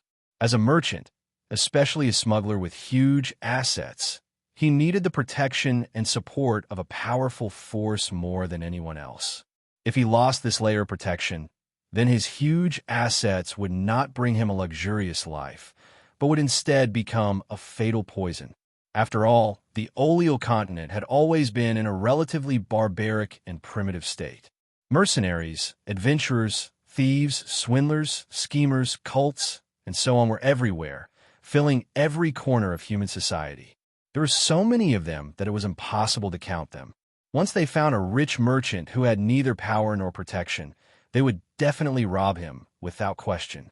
Although Willie Galt had already prepared in this regard and specially spent a large amount of gold coins to raise a private guard of 50 people, who knew if these people would betray him under the temptation of huge benefits and directly kill their employer and abscond with the money after losing the protection of a powerful force. There was a saying on the road that said, "A commoner needs 3 generations of hard work to become a real noble from the time he obtained a title and land." This was because he needed time to train people who were loyal to him bit by bit. One of the important reasons why the feudal system was more stable than any other ruling situation was because of inheritance. The more ancient a noble was, the deeper their foundation was. The servants, butlers, coachmen, maids, retainers, soldiers, and so on by their side usually served them for generations.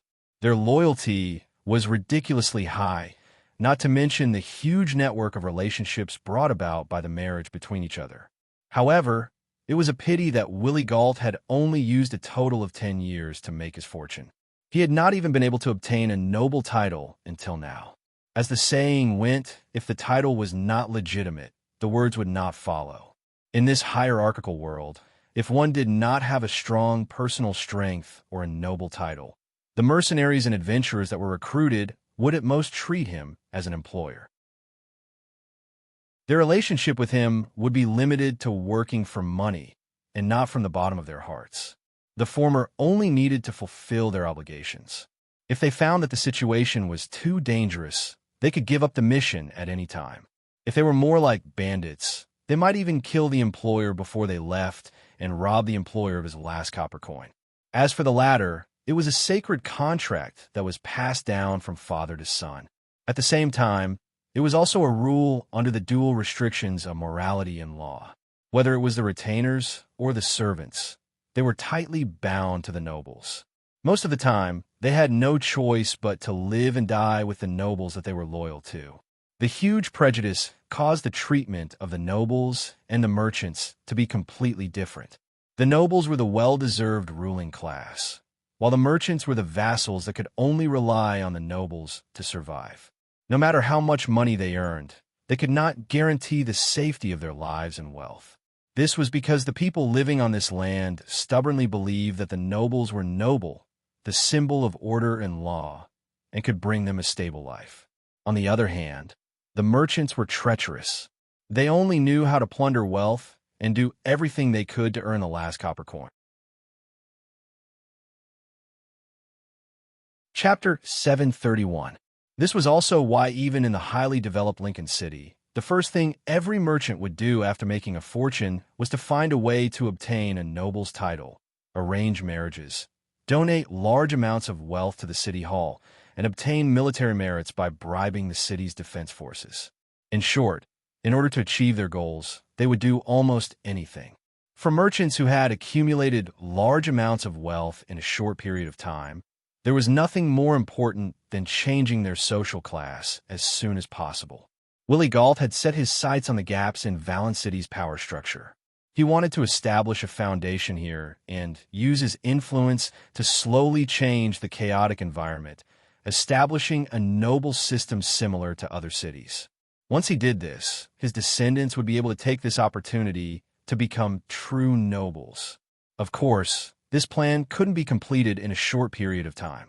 He had secretly made preparations to struggle for 30 years, but now that the situation in the city was rapidly deteriorating, he had to seriously consider whether he should leave this broken ship that was about to sink.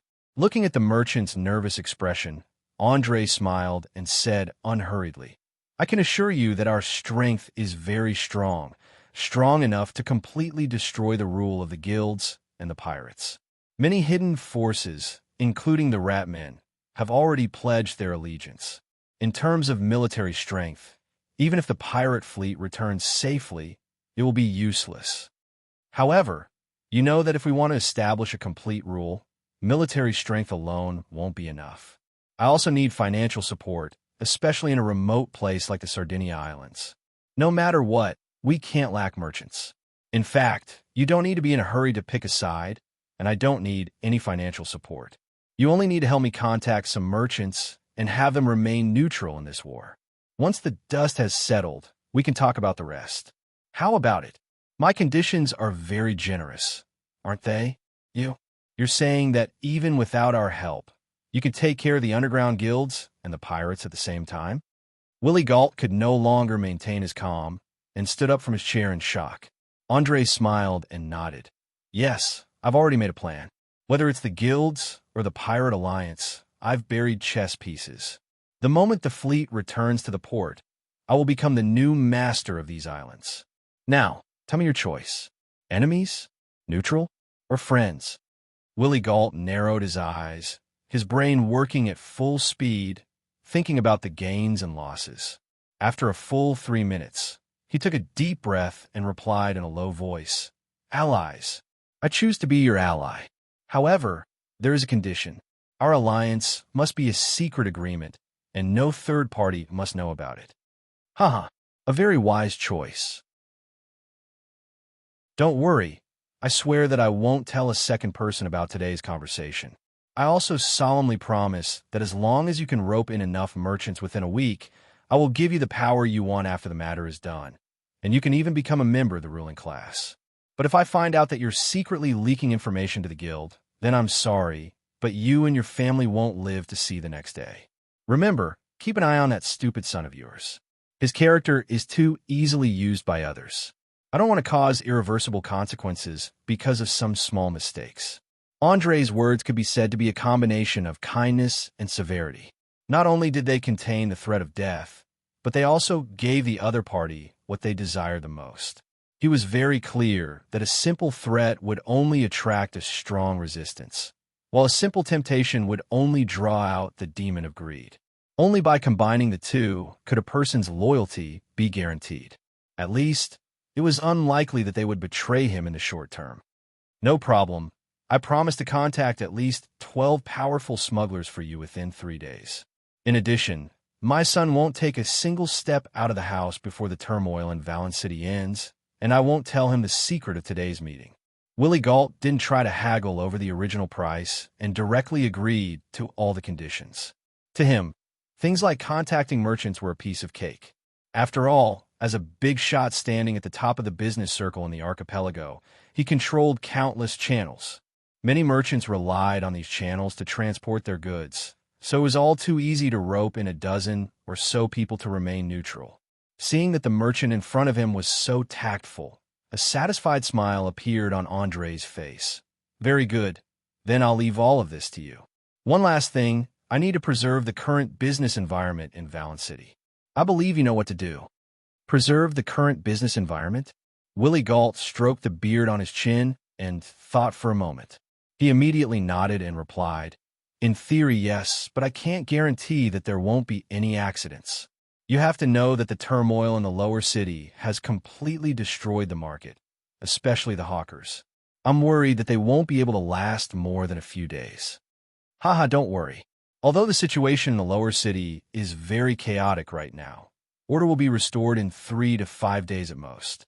At that time, I hope you can find a way to transport some daily necessities over to prevent a collapse in prices. With that, Andre stared into the merchant's eyes and waited for his reply. Although it's a bit difficult, I think I can still do it. Willie Galt knew the consequences of a collapse in prices. As a merchant, the last thing he wanted to see was a collapse in prices. This meant that the most important part of the Sardinia's fragile economic system, the collapse of the lower structure, would take at least a dozen years to recover. Very good. I'm starting to think more and more highly of your abilities. Let's end our conversation here. If you don't have any other questions, I'll take my leave first. With that, Andre left his seat and reached out to open the door. He was now a little impatient to return to the wizard tower and see where Cecil's nest was and what the white fog that saved him was. Wait! Willie Galt quickly shouted and took out 2 exquisite wooden boxes from his bosom and presented them with both hands. Master, these are the things you bought at the auction. I specially brought them for you after paying for the goods. Oh, you're really considerate. In order to show my sincerity, I'll let you see my true appearance. As these words left his mouth, Andre quickly dispelled the effects of the transformation magic and returned to his original appearance in just a few seconds. The sudden change made Willie Galt tremble in fright.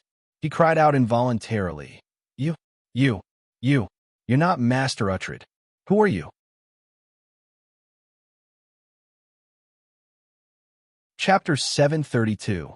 Who am I? That's a good question. The corners of Andre's mouth curled up slightly, revealing a playful smile. You can understand it as Uhtred being a chess piece that we placed in the Sardinia Islands. There are 7 other similar chess pieces. Some time ago, due to special reasons, I executed a portion of them, and he happened to be one of them. Executed. Willie Galt's face instantly turned pale, and his voice was trembling. As an ordinary person without any power, he simply couldn't believe that a powerful spellcaster with terrifying power would be executed. Andre was very satisfied with the merchant's current appearance. He chuckled and replied, "Hee hee, that's right, it's an execution. You should understand that when some chess pieces are left to their own devices for too long, they will have some unrealistic fantasies. For example, they think that they can get rid of control and obtain more power, or they feel that the people above are just SOSO, and that I can do better than them. In short, there will never be a lack of idiots who feel good about themselves in this world. So I used a little trick to get rid of those disobedient fellows." Do you understand this explanation? After hearing this, Willie Galt only felt his hands and feet turn cold, and the corners of his mouth couldn't help but twitch. After half a minute, he took a deep breath and nodded with a bitter smile. "I understand. A similar situation has happened in my Chamber of Commerce. Please rest assured, I've never been a smart person, and at the same time, I'm also a merchant who has never violated the contract. I will never do anything to betray you." He knew very well that this was a warning and threat, and also a warning. Once he made a move that he should not have, his whole family would be killed immediately. Needless to say, just the ability to appear and disappear unpredictably, as well as the spell to transform into another person at will, was not something that a mere smuggler could resist. The power of magic was really too strong. It was so strong that Willie Galt didn't have any thoughts of resistance. He didn't even care about the surprised eyes of the coachman. He crawled on the ground and kissed Andre's boots to show his submission. Looking at the merchant kneeling in front of him, Andre knew that the seed of fear had been planted. A trace of satisfaction flashed across his eyes, and he said slowly, "Very good. I like your attitude, and I like your character even more. Do your best to complete the mission, and I can give you everything you want. But there's one thing you must remember, and that's that I have 0 tolerance for betrayal." "Understood. My family and I are willing to be your most loyal servants." Willie Galt lowered his head and loudly expressed his loyalty.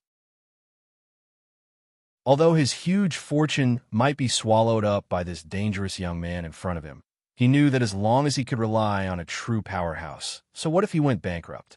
There was a famous Dragonblood clan on the southern coast. The history of their clan was a classic example of how they would kneel down and lick the strong. Even the most shameless person would lower their head in shame after reading it, lamenting that they were inferior to others. First, they gave all the wealth that their clan had accumulated for 5 generations to a male red dragon called Nile. Then, they gave all the females in the clan to the dragon to play with and humiliate until they were pregnant, leaving only mixed-blood descendants. Using these children who had half of the red dragon's blood flowing in their veins, the originally down-and-out clan quickly became prosperous. In just 10 years, they had successfully controlled the city they were in and used it as their foundation to spread to the surrounding areas. If it wasn't for the suppression of the churches of the good gods, they might have already established an evil dragon kingdom. Of course, in order to ensure that the power in their bloodline would not decrease, after they obtained a huge territory, they still served the red dragon like servants. Every year, they gave half of their taxes to Nile. At the same time, they chose the most beautiful virgins in the clan for him to humiliate. After giving birth to offspring, they would then marry within the clan to ensure that the power of the red dragon in their bloodline would continue to be passed down. Until now, this clan had 25 warriors who had awakened the power of the dragon's blood and 5 dragon sorcerers who had awakened their talents. It could be said that they were extremely tyrannical. There was no one who dared to say anything about them. Even the Church of the God of Justice did not dare to speak up because they were afraid that once the Dragonblood clan was eradicated, the red dragon called Nile would fly out of its cave to burn and pillage bringing endless pain and destruction. In Ur, power was wealth. Power was authority. Power was status. And among all the power systems, the most powerful was undoubtedly beautiful magic. Even in his dreams, Willie Galt longed to be able to curry favor with a powerful mage. It was also because of this that he accepted the business of purchasing from the mage tower that had no profits. Sometimes, he even had to pay for it with gold coins. His purpose was to fight for a place for his children to enter the mage tower to study.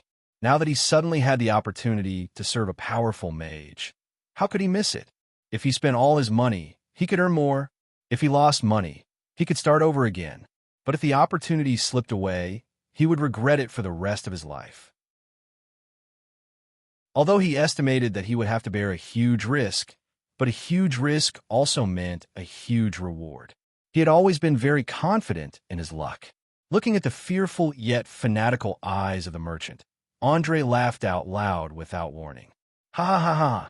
Interesting. I didn't think that with your background, you would have such courage. Tell me, what do you want, or rather, what do you desire the most? I like people who are ambitious, especially if their ambition hasn't been replaced by ambition. Magic. I desire for my clan to be able to obtain the power of magic. Without any hesitation, Willie Galt loudly stated his wish. Magic. Andre looked up and down at the merchant, then shook his head with a smile. I'm sorry. You and your stupid son do not have the talent to become a mage. To be more precise, you are not smart enough. You must know that having a brain that surpasses that of ordinary people is the foundation of learning magic. At the same time, it is also the only requirement to learn magic. Willie Galt helplessly sighed and explained with a bitter smile, I understand what you're saying, but it's okay. I still have other descendants. In fact, I have a total of 6 wives, 40 concubines, and countless female slaves. So currently, I have 12 sons and 20 daughters. The one you met today is only the eldest son. When he was young, I was busy expanding my business, so I neglected the problem of education. When I realized it, it was already too late, so I could only choose to give up and work hard to raise other children. Chapter 733. Oh, I didn't expect you to be so capable in this area. You actually gave birth to 32 children before the age of 50. Andre widened his eyes in surprise as he sized up the slightly plump merchant in front of him. Ur was a multicultural world, and it was very open in terms of marriage and sex. Although many gods who were inclined towards order advocated monogamy to maintain the purity and sanctity of marriage, to the rich and powerful, this was meaningless. Of course, in order to hide it from the public, most people in the upper class would only marry one wife or husband. Usually, it was a political marriage. After giving birth to a healthy heir, the husband and wife would have completed their duties. In the future, whether it was finding a lover or taking care of one's face, it was the individual's freedom. At least, this was the case when the two families were of similar strength. In some extreme countries, such as the Great Kamla Desert, the chiefs of some large oases even had hundreds of beautiful wives and concubines. Other than a few trusted aides, the ordinary male members might not even touch a woman in their lives. In addition, for those high-grade professionals with terrifying power, the so-called monogamy was even more superficial. They did not even need to look for one themselves. Countless nobles and wealthy merchants would fight to send the most beautiful women in their families to their door. The purpose was to integrate healthy and excellent bloodlines into the family. Lastly, the goddess of love advocated that there was no need to suppress the desires in one's heart. She advocated to pursue true love and enjoy the happiness that came with sex. It had to be said that her promiscuous teachings were very popular among the young people in the upper class. Every once in a while, a so-called sacred ceremony would be held in the temple. The priests would lead the believers to have unscrupulous sexual intercourse. It was said that when the god of gods did not close the passage to the material world, the goddess of love would occasionally join in and teach the young and handsome men how to please women. Obviously, With the physical fitness of an ordinary person, he was either gifted or a believer of the goddess of love. Otherwise, it would be impossible for him to have sex with hundreds of women and give birth to more than 30 children in just a dozen years. A smuggler who believed in the goddess of love? Just thinking about it made people feel very interested. Unknowingly, the corners of Andre's mouth curled up, revealing a playful smile. Willie Galt was a little scared. He raised his head carefully and asked, "Sir, do you have any questions?" No. Your request is not excessive. How about this? Tomorrow at noon, or in the afternoon, bring your children between the ages of 5 and 14 to the Magus Tower. I'll arrange for them to take a test. Those who pass can stay and learn arcane spells. However, you should know that the cost of learning magic is very high. Although you are very rich, you may not be able to support too many apprentices. Andre suggested with a smile. It just so happened that Angus was planning to reform and expand the number of apprentices. It was not a big deal to put 1 or 2 mediocre apprentices in. After all, he was not paying for it. Thank you very much. However, is it really all right for my son and daughter to enter the Mage Tower with such fanfare? Well, Master Gerald Jenkinson. He knew who the real owner of the secret Mage Tower was, so he wasn't sure if he could keep his promise. Andre curled his lips in disdain and replied with a sneer, "Don't worry, Gerald Jenkinson is dead. He was killed by my scheme. Now, I am the master of the Mage Tower. If I say so, then so be it." What? How is that possible? Willie Galt could not believe what he had just heard. He had found it hard to accept the news of Uhtred's death. Now that he knew that the most powerful spellcaster in Valen City had been killed by this young man, he was in a state of shock. After all, in his opinion, whether it was Uhtred or Gerald Jenkinson, they were all powerful people who could release terrifying spells with a wave of their hand. In addition, mages paid special attention to self-defense.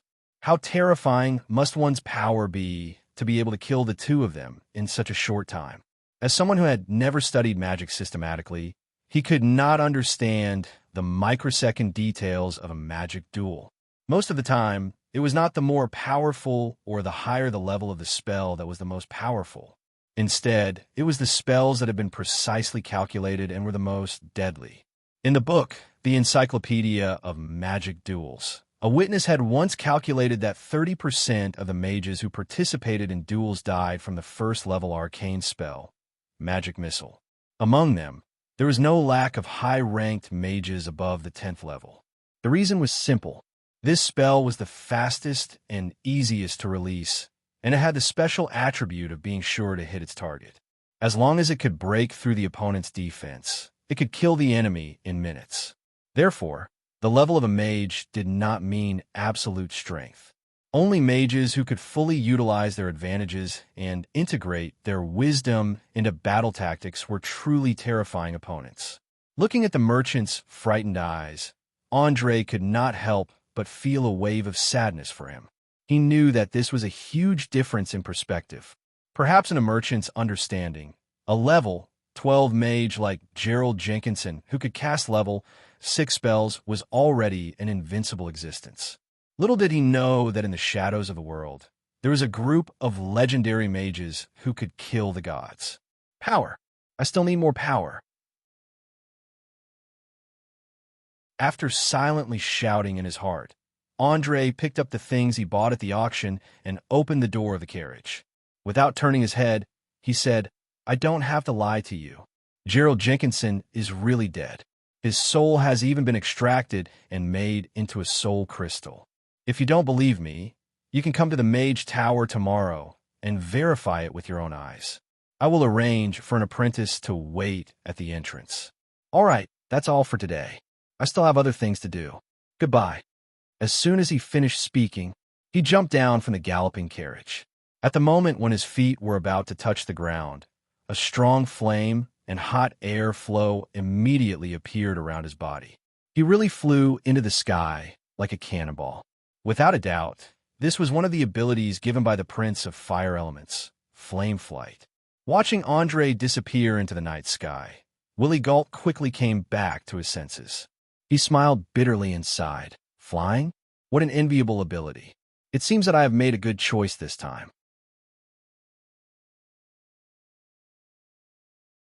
Chapter 734. And Master, who was that man? The coachman turned around and asked in a trembling voice. Willie Galt did not answer the question. He pulled open the window, took out his crossbow, and pulled the trigger without saying a word. As a cautious businessman, he always carried this small weapon for self-defense. He would not take it off even when he was in bed with a woman. Whoosh, whoosh, whoosh. 3 poison crossbow bolts pierced through the air and pierced into the weak body. The coachman's eyes widened as he glanced at his chest in disbelief. With a plop, he rolled off the seat and was crushed by the heavy wheels. He was instantly dead. He did not understand why his master wanted to kill him. Idiot, do you think I'll let you live after hearing such confidential information? Willie Galt muttered to himself. He did not even look at the corpse. He went to the coachman's seat and drove the carriage back to his mansion. Although the coachman had been with him for many years and had always been loyal and had never betrayed him, he still decided to kill him just to be on the safe side and prevent any accident from happening. One must know that participating in a coup was no small matter. If news of this were to leak out with the brutal style of the Underground Guild, there was basically no chance of survival. Sacrificing a mere coachman was nothing. Even if they wanted him to kill his own son, it would not be a problem. In Ori, a primitive and barbaric world, people generally had a very strange way of thinking. That was, the family's interests were above everything else. They would not even blink an eye if they had to sacrifice their own flesh and blood.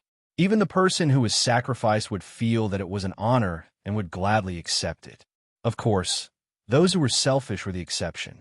In the central control room of the underground mage tower, Angus was staring at the image shown in the magic mirror. His head was full of tattoos, and it looked so scary. Of course, it was only on the surface. In fact, he was one of the few people in the mage tower who was willing to set and abide by the rules. Unless he made a mistake, he would not easily torture or punish the apprentices. He would also not use the apprentices for cruel human experiments. Unfortunately, the apprentices didn't know about this. Moreover, judging a book by its cover was a common problem for most ordinary people.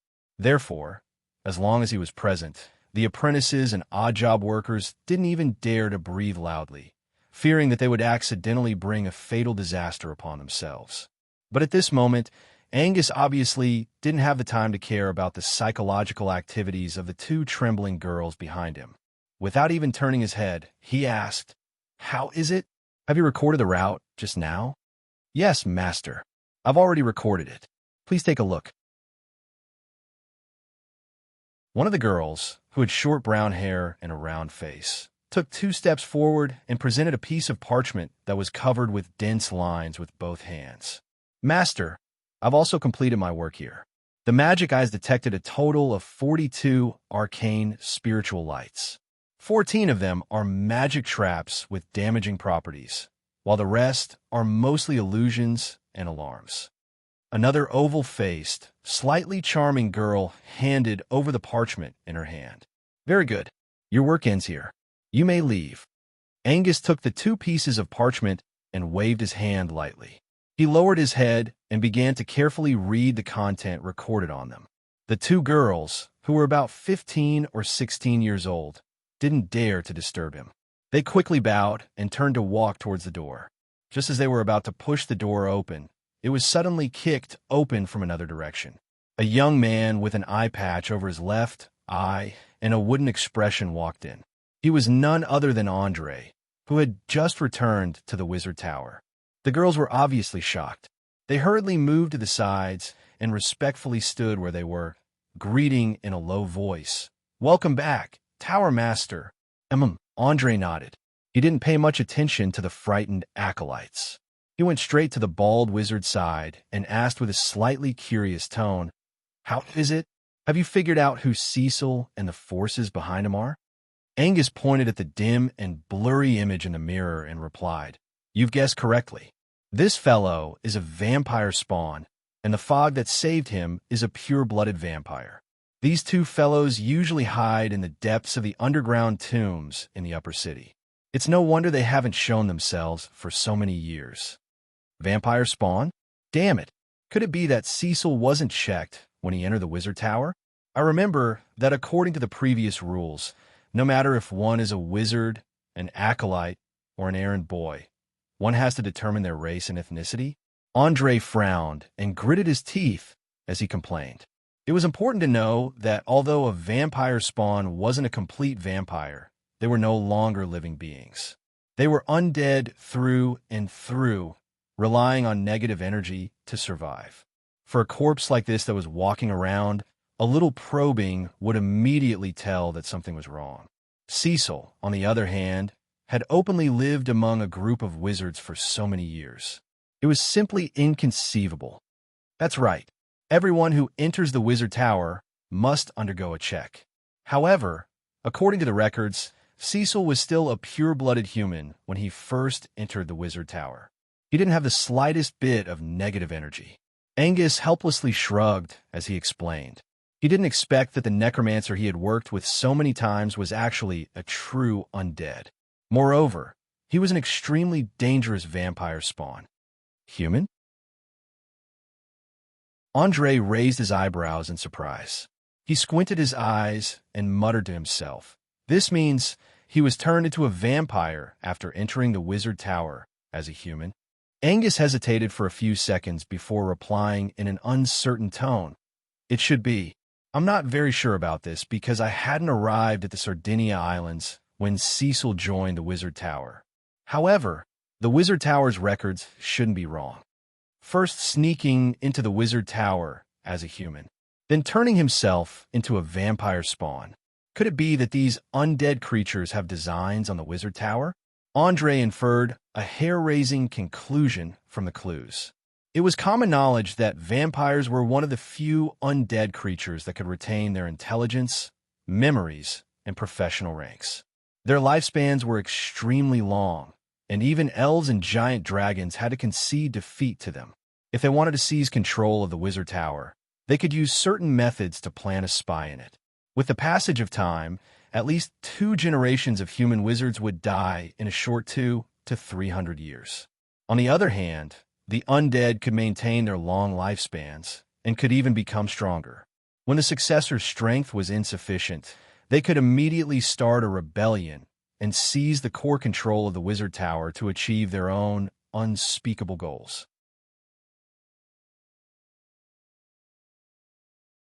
Chapter 735. In fact, the undead had too many advantages over the living, especially their near-eternal life. They could use a few hundred years to slowly complete a huge and complicated plan. Many people wouldn't even notice their existence. It was obvious that this vampire who had yet to reveal himself, as well as Cecil, who had been turned into a derivative, had this idea in mind. It had to be said that their method of action was very secretive. They were just a little unlucky. If not for Casimir Kiz, they wouldn't have been discovered by Andre at all. Angus didn't express his opinion.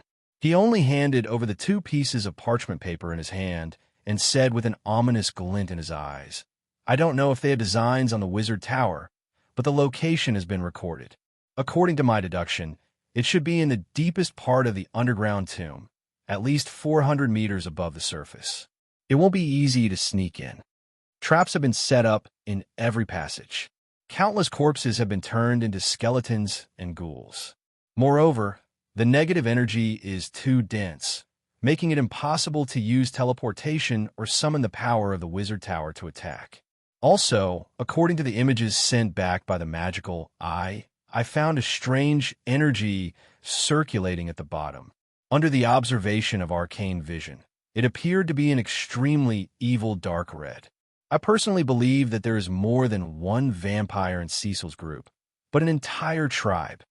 In the eyes of the bald wizard, since the other party's true identity had been exposed, there was no point in discussing the reason. It was better to focus on how to deal with it.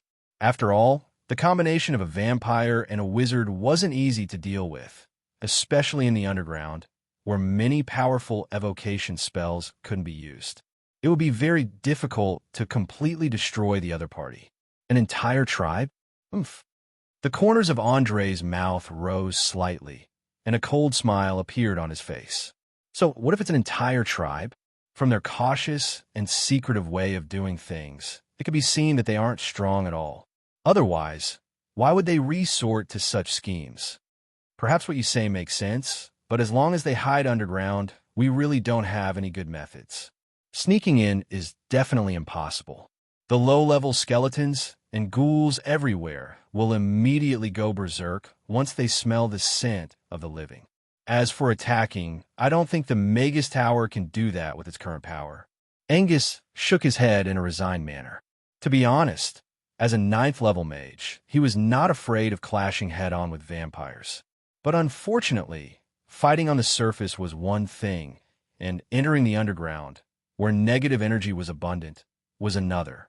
According to the book Energy in Life, most life existed in the form of positive energy. The so-called positive energy was like the sun, light, heat, and so on. The healing spells of the divine arts also relied on positive energy to heal wounds. It could be said that as long as a person was surrounded by positive energy, even if they were chopped into pieces, they could be pieced back together in an instant. Since the opposite of positive energy was negative energy, it was somewhat similar to the black holes in the universe. Generally speaking, when a life form died, it would more or less have an impact on the world it was in. This impact would be magnified several times, or even dozens of times, depending on the strength of the consciousness before death. Some of the souls with strong feelings, such as hatred, regret, and anger, might resonate with the plane of negative energy and form a terrifying vortex deep inside their souls. This vortex would constantly absorb the surrounding light and heat, and at the same time produce an extremely strong desire. It could only be slightly alleviated through killing. Therefore, wherever undead creatures appeared, it would often become very cold, especially low-level undead creatures. As soon as they saw living beings, they would rush up and bite them like crazy. There was no reason to speak of it all. The root cause of this was the void formed in their souls. To sum up, an undead creature, even if it was an undead like a vampire, was nothing to a spellcaster. But if they were gathered together, the void in their souls would form a terrifying chain effect. The land would become barren, the plants would wither and distort, and living beings would start to burn their vitality if they stayed in the area for too long, eventually leading to aging and death. It should be known that even priests and paladins who had mastered the means to disperse undead creatures on a large scale would not easily go near areas where negative energy gathered. This was because in these places, the power of the undead would be strengthened. They would have greater strength, faster speed, and higher intelligence. Most importantly, the negative energy scattered in the air, soil, and water could heal undead creatures. No matter how serious the injuries, as long as they were not destroyed on the spot, they would be able to recover to their original state after a period of rest. Just think about it. If one went through untold hardships to clear out an expanse of tombs occupied by undead creatures, and one was completely exhausted, when one intended to turn around and return to the surface, one suddenly noticed that one's path of retreat had actually been blocked off. What sort of despair and pain would that be? Angus did not want to experience such a scene at all. Moreover, as a curse mage, he had long since rejected the most destructive evocation spells. He was seriously lacking in Arcane's spells of mass destruction. Seeing the bald mage's cautious gaze, Andre laughed nonchalantly. Huh, who told you that we can't do this with our strength? You seem to have forgotten where the power of a mage comes from. It's not gorgeous and terrifying spells, nor is it a mountain of wealth. It's wisdom, a smart brain. We can totally summon some cheap cannon fodder through the summoning of the Mage Tower and clear out the entire underground tomb. After all, to the undead, the most terrifying things are sunlight and fire. I think it shouldn't be too difficult to open a large teleportation gate to the fire elemental plane, right? Open a teleportation gate to the fire elemental plane? You're crazy. Angus opened his eyes wide, completely unable to believe that these words came out of the mouth of a mage. As everyone knew, fire elementals had always been known for being passionate, irritable, and difficult to control.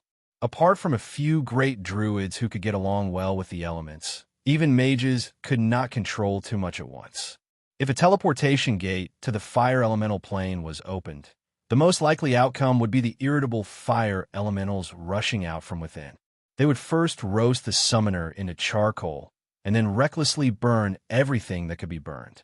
In just a few hours, a city and its residents would be completely turned into ashes. Don't think that this is a joke. Similar things have happened many times in the Oleal continent, and there are more than 30 recorded cases.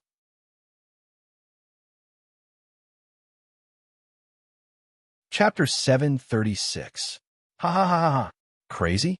No, I'm not crazy. Andre laughed and shook his head. You don't understand. Maybe for an ordinary mage, controlling a large amount of violent fire elements is a very difficult thing. But for me, it's as simple as eating and drinking. After saying that, he stretched out his right hand and turned it into the form of fire elements. In the blink of an eye, his fair skin turned black and cracked like boiling lava. Bright flames spurted out from the cracks, and the high temperature caused a large amount of air to rise in the surrounding air. Even though he was several meters away, he could still feel the heat wave hitting his face. As an intermediate teacher from the Magic Kingdom, Gorls, Angus was not a country mage who had not seen the world. He immediately recognized the unique form of the descendant of fire elements. His eyes widened in surprise, and he asked in an incredulous tone, "You have the bloodline of fire elements?" "That's right. Not only do I have the bloodline of fire elements, but I also have a special surname, Blanchflower. I believe you should know what it means." Andre's lips curled up slightly, and he replied meaningfully. In fact, ever since he obtained the recognition of Isoldezer, he had been thinking about finding an appropriate time to announce it to the public. This would deter the enemies hiding in the dark, and at the same time, make those powerful organizations or individuals afraid. After all, this prince of fire elements was keen on spreading his fame in the material world through destruction, burning, and other means. Therefore, many kingdoms and organizations avoided him like a snake or scorpion for fear of accidentally causing a terrible disaster. Coupled with the glorious achievements of the flaming Duke of the past generations, anyone who wanted to scheme against him had to think carefully about the consequences. With the awakening of the Arcane Eye, Andre had a premonition that a huge and dangerous storm was rapidly forming, and he was right in the eye of the storm. The slightest carelessness would cause him to be smashed into pieces. Whether it was the Lich that represented the remnants of the ancient magic civilization, or the gods that destroyed the magic civilization in the ancient stories, they were not something he could deal with his current strength. Therefore, it was necessary to find a backer for himself. As the successor of the Flaming Duke, what reason did he have not to hug the thick and strong thigh of Isoldezer? Blanchflower, the fire elemental family that disappeared in the river of history? Shock and fear flashed through Angus's eyes in a split second, and his 2 feet uncontrollably took a few steps back. He could not be blamed for making a fuss. In the stories of the bards, the Duke of Raging Flame had long been a monster comparable to the evil giant dragon. He could easily burn an entire city to ashes, especially the terrifying dark blue flames in the legends. Ordinary defensive fire spells would not be able to protect him at all. Gently stirring the flames on his arm, Andre nodded nonchalantly. That's right. To be exact, the full name should be the Blanchflower family blessed by the flames, and I happen to be the 20th Flaming Duke. Now, do you still think I'm crazy? So, you've mastered that terrifying blue flame? Angus subconsciously swallowed, his voice trembling slightly. Yes, in fact, I used it when I was fighting with Isidore. You happened to be unconscious at that time, so you didn't see it. Saying this, Andre shook his wrist, and the originally orange-red flame instantly turned dark blue. The energy contained within it made people tremble from the bottom of their hearts. This was because this was not any kind of chemical reaction or physical phenomenon that was known on Earth. It was an aggregation of some unknown high-energy particles. Although its temperature was not as high as the instantaneous temperature produced by nuclear fusion, it still reached a terrifying temperature of more than 5,000 degrees Celsius. What was even more frightening was that it did not require air or fuel in the process of burning. Even in water, vacuum, and other environments, it could still continue to burn the target. The only nutrient it needed to consume was anger. Since recovering his power as a mage, Andre had done many tests on the blue flame and found that with his current spellcasting level, he could not decipher its mysteries at all. Of course, if there was some advanced equipment on Earth, such as electron microscopes, spectroscopy instruments, particle collisions, and so on, he would not mind using scientific methods to try. Unfortunately, if he wanted to create these things in Oriar, the difficulty was absolutely no less than using the power of a level 9 mage to kill a god. Staring at the dancing blue flame, Angus was so excited that he could not control himself. Several times, he wanted to reach out his left hand to feel the scorching heat, but before he could touch it, his skin began to tingle. After trying more than 10 times, he regretfully withdrew his left hand and bowed deeply with a very respectful attitude. "I'm very sorry, Your Excellency. Please forgive my offense just now." Perhaps for ordinary mages, controlling a large group of fire elementals may be difficult, but for you, it's as easy as eating and drinking. According to the records in the books, every direct member of the Flaming Duke who has awakened the talent has the ability to make low-level fire elementals obey absolutely. And, as Isidore's chosen in the material world, the Flaming Duke can even control the Prince of Fire Elementals. Please rest assured, I'll arrange for people to start building a portal to the Fire Elemental plane.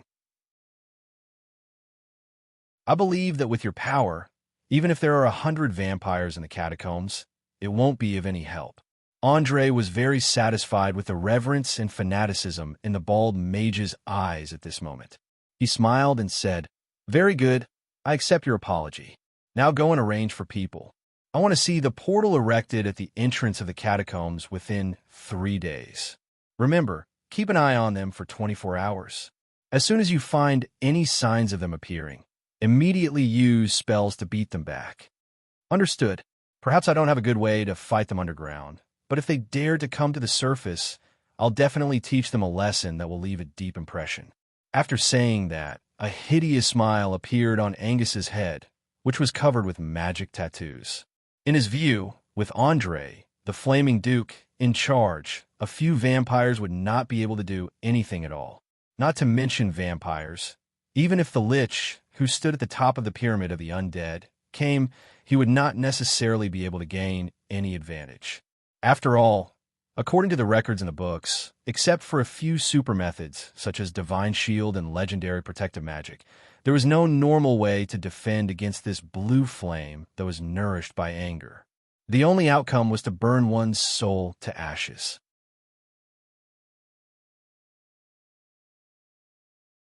Chapter 737. Oriar was a world where power reigned supreme. In this world, as long as one displayed great power, one would naturally gain many admirers and followers. Some of them agreed with the idea of the strong.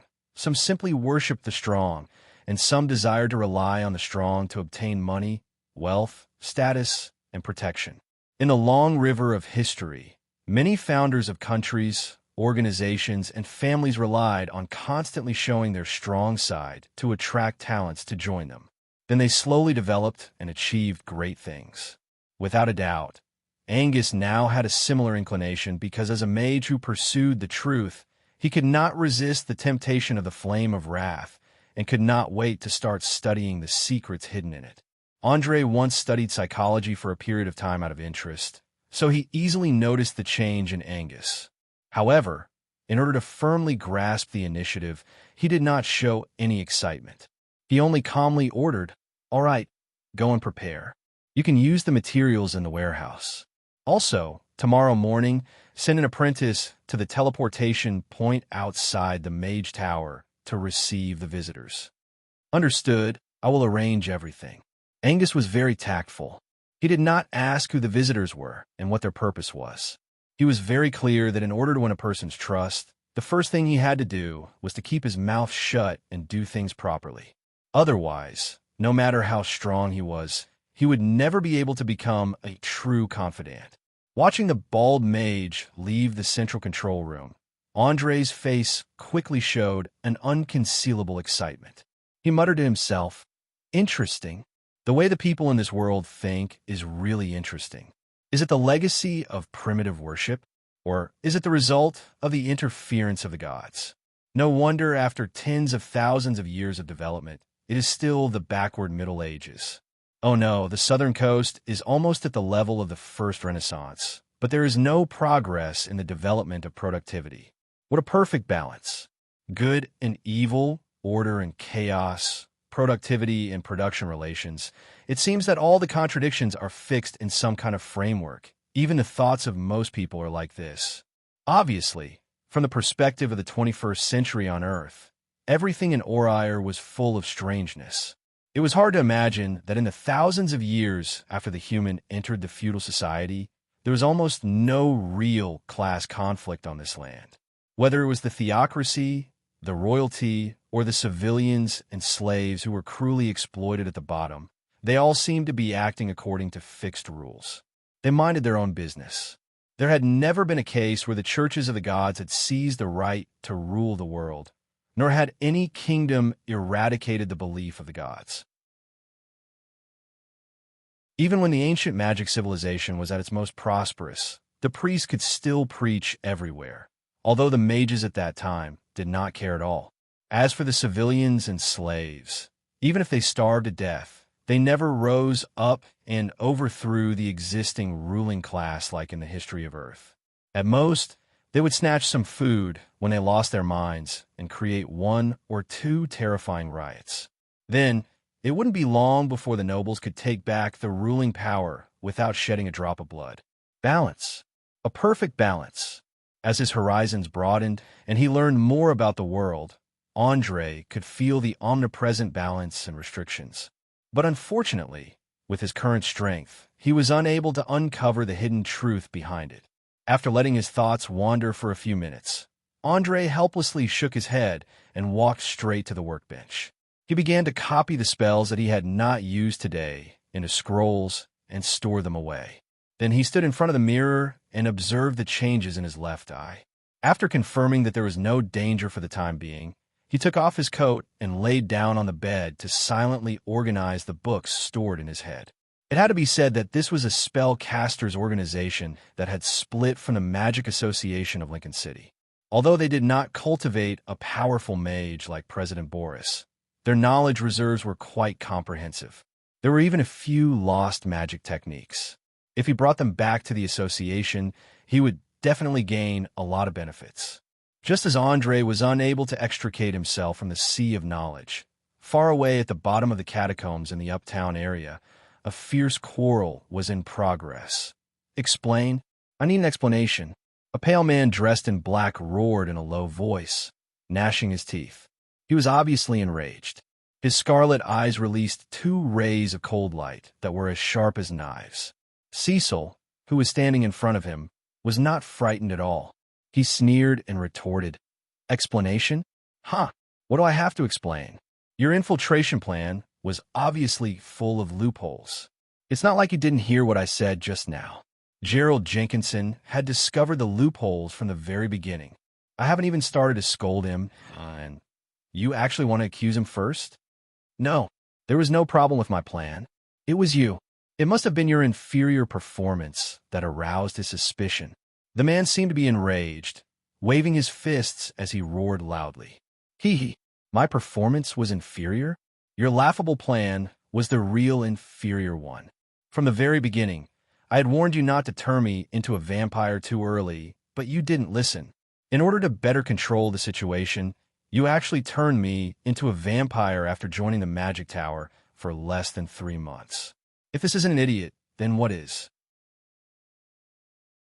After becoming an undead, I can't eat human food, I can't go near areas that are rich in positive energy, and I can't be exposed to sunlight. Think about it. A person who never eats in public, never receives treatment, and never enters or exits the Magic Tower during the day. How could it not arouse suspicion? Gerald Jenkinson is not an ordinary mage.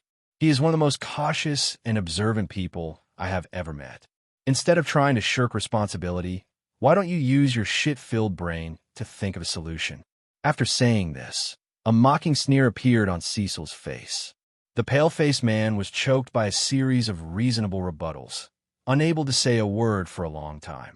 In the end, he clenched his fists in anger and threatened loudly.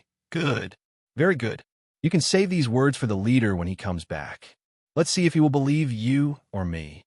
Cecil shrugged his shoulders indifferently. Whatever. Anyway, the leader is a smart person. He will understand who is more trustworthy between the two of us. Also, let me kindly remind you, don't go out for a period of time.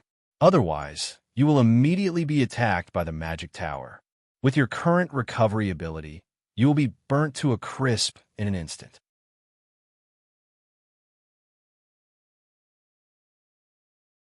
Chapter 738. After the intense argument, the two of them quickly fell into silence. As they were both undead creatures, not even the sound of breathing could be heard. The entire spacious tomb was deathly silent. The dense negative energy ensured that even the most resilient cockroaches and rats would not be able to survive in this area.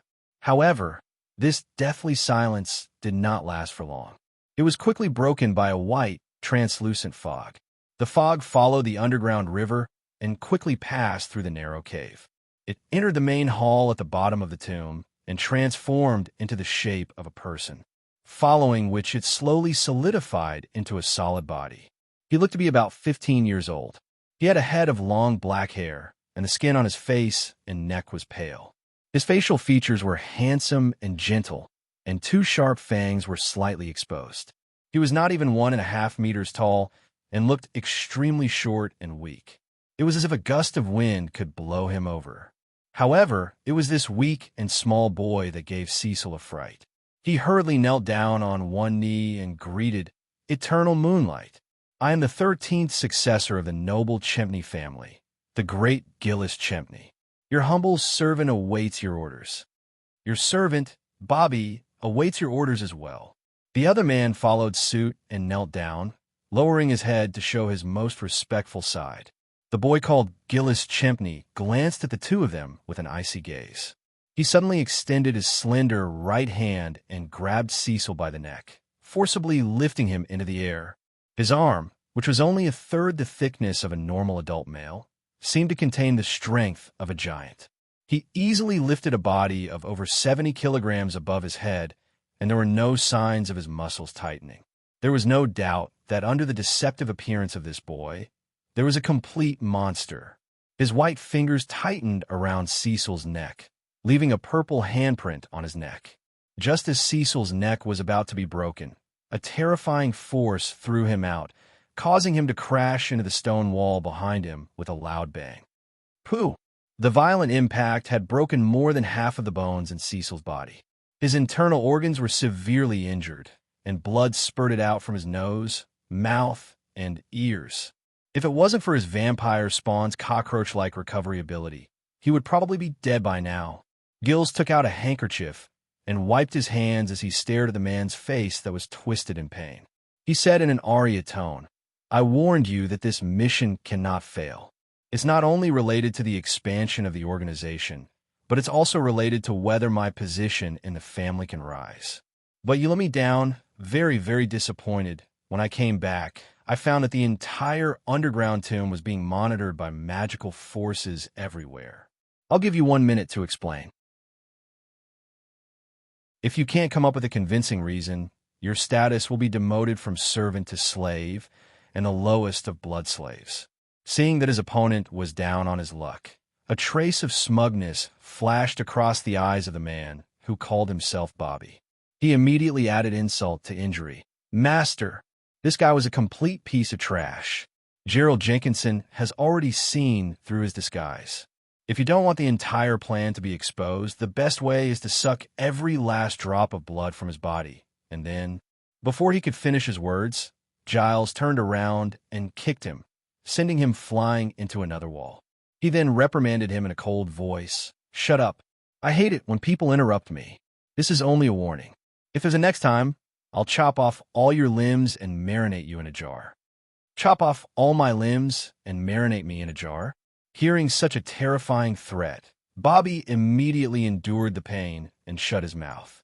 He even forcefully swallowed back the blood he spat out. He was well aware of how cruel and cruel his master was, and how he always did what he said. Seeing that his opponent was down on his luck, an undetectable sneer flashed across Cecil's face. He then wiped the blood from the corner of his mouth and explained in a low voice, "There's a problem with the plan, my honorable master. According to the original plan, I was supposed to hide in the Wizard Tower as a human and silently wait for Gerald Jenkinson to die. Then, when the next successor takes over the Wizard Tower, I would find a chance to kill him and find a way to seize control from the inside. But Bobby, for his own selfish reasons, forcefully used your blood to turn me into a vampire within 3.5 months of me infiltrating the Wizard Tower. Think about it. How could a dead person who can't eat and can't see the light of day not give himself away? You mean Bobby should take full responsibility for this?" The evil red light in Gil's eyes exploded, his entire being releasing a bloody, murderous, and tyrannical aura. "That's right, my honorable master. Bobby is the source of my identity being exposed. If I hadn't been captured and caused the entire plan to fail, he wouldn't even have saved me today." Cecil wasn't a saint who repaid evil with kindness. Thus, he used his wisdom and eloquence to successfully target Bobby, who had tried to kill him, mercilessly killing him. One had to know that most of the time, it wasn't only swords and magic that could kill. Words were a dagger that could stab into the heart. Those who were adept at such things were often able to exploit the weaknesses of human nature and launch fatal attacks. Bobby obviously noticed this point. He couldn't care less about his previous warning and immediately crawled up from the ground to defend himself. "No, Master, I'm doing this for you. After all, he's a wizard. Only by turning into a vampire can I guarantee his absolute loyalty." Unfortunately, not only did his defense not have any effect, it instead aroused the anger in Gil's heart. This vampire noble, who looked to be only 15 years old, leapt up with a speed that was hard to see with the naked eye. His fingernails, which were comparable to magical weapons, pierced into Bobby's heart and turned him into minced meat.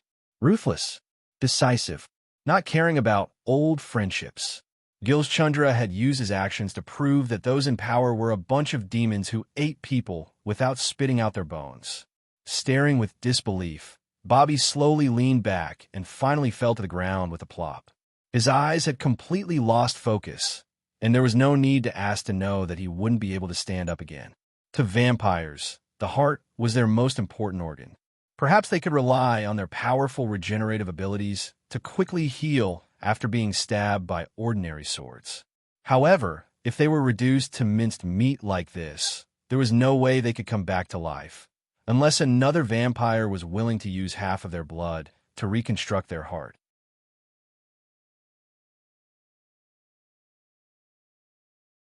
Chapter 739.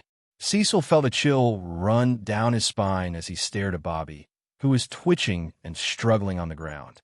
Although his goal was to kill the other party, after seeing Gills kill his neutral servant without hesitation, a desolate emotion suddenly surged in his heart. Perhaps it was because he could empathize with Bobby, or perhaps he was worried for his future. In any case, Cecil quickly adjusted his state of mind, disguising himself from head to toe.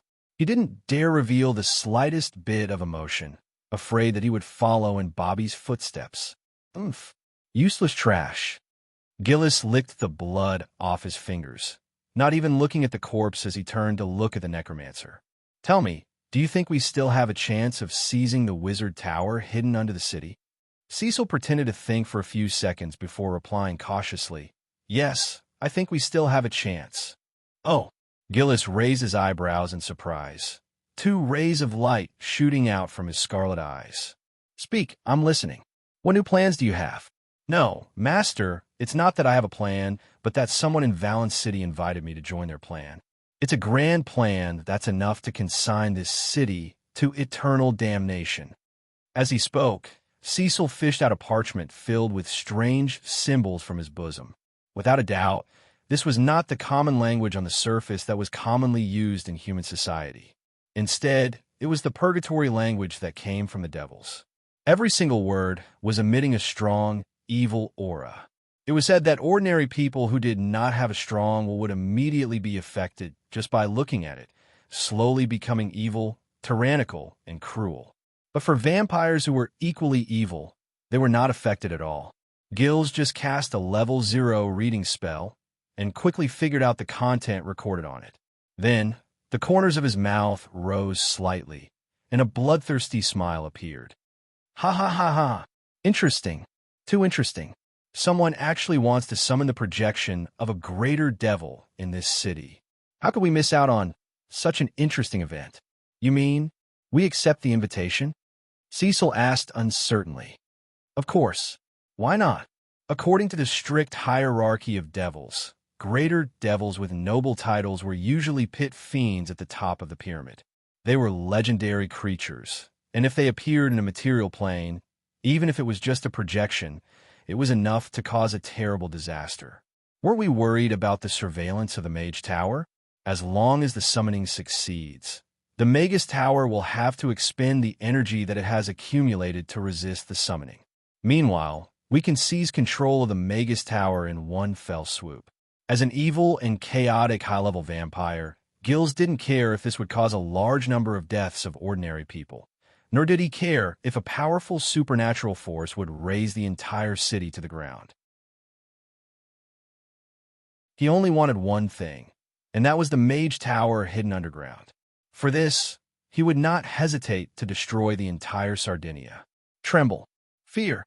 His entire body was trembling uncontrollably.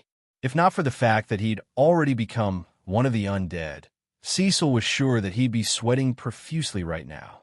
He didn't even dare to imagine how crazy it would take to summon a pit fiend in the material plane. This was the pinnacle of the devil's path of evolution. They were like great nobles in the material plane. If they didn't control a city, they would become the commanders of military fortresses. They were savage, ruthless, cunning, and crafty. The most outstanding of them could even turn a kingdom that worshipped order and kindness into a hotbed of militarism in a short few hundred years. Aside from their outstanding brains, the pit fiends had terrifying battle prowess. Just the red scales covering their bodies made them immune to magic weapons below +2. Ordinary weapons would be melted into molten iron before they could even get close to their bodies. In other words, no matter how many ordinary human armies there were, they wouldn't be able to cause any harm to them. Their bodies would automatically emit a terrifying aura that would cause one to tremble in fear. Even a rank 5 warrior wouldn't be able to guarantee that their will wouldn't crumble in the next second. In fact, Cecil had given up on the idea of working with the Underground Guild after he'd found out their intentions. He'd never thought that his temperamental master would be crazy enough to make use of them. After some hesitation, he took a deep breath and cautiously reminded, "Master, according to the information I obtained from Gerald Jenkinson, the one who planned this summoning is Casimir Kiz. He's always been crafty, and I'm not sure if this is a trap." "A trap? Oomph. So what if it's a trap? We won't lose anything anyway. I'll deal with this personally. You just stay in the tomb and continue reviving the corpses. To ensure that no accidents happen, we need a lot of cannon fodder. Remember, don't go out for a while. I'll send a few more people to help tomorrow." Having said that, Gillis turned into a cloud of white mist and silently left the tomb along the underground river. He couldn't wait to meet with Casimir Kiz and discuss the details of their cooperation. After all, the sooner he got the Wizard Tower, the sooner he could develop and strengthen in this place where the churches of various gods couldn't reach. He could establish his own power and let the elders of the family see his ability. Although the vampire nobles didn't have the drama of fighting and scheming for the right of inheritance like the human nobles, the cruelty hidden behind it wasn't bad at all, especially for those direct descendants who didn't show enough value. The best outcome was to become a plaything in the hands of others. Gillis didn't want to become someone's plaything at all, so he never enjoyed the stimulation of blood, sex, and various narcotics like his own kind. Instead, he was very keen on chasing after power and authority. In a short span of 70 years, he evolved from a newborn vampire to a high-level vampire, and even mastered the power of magic. The entire underground tomb of the upper city, thousands of skeletons, zombies, and ghouls were all part of a huge plan. However, Gillis obviously didn't know that Andre had already started to build an interplanar teleportation gate, intending to summon groups of fire elementals and completely wipe out the undead in the tomb. Of course, Andre also didn't know that the vampires already had plans to join forces with the devils. It could be said that after a series of exchanges, both sides had once again returned to the starting line.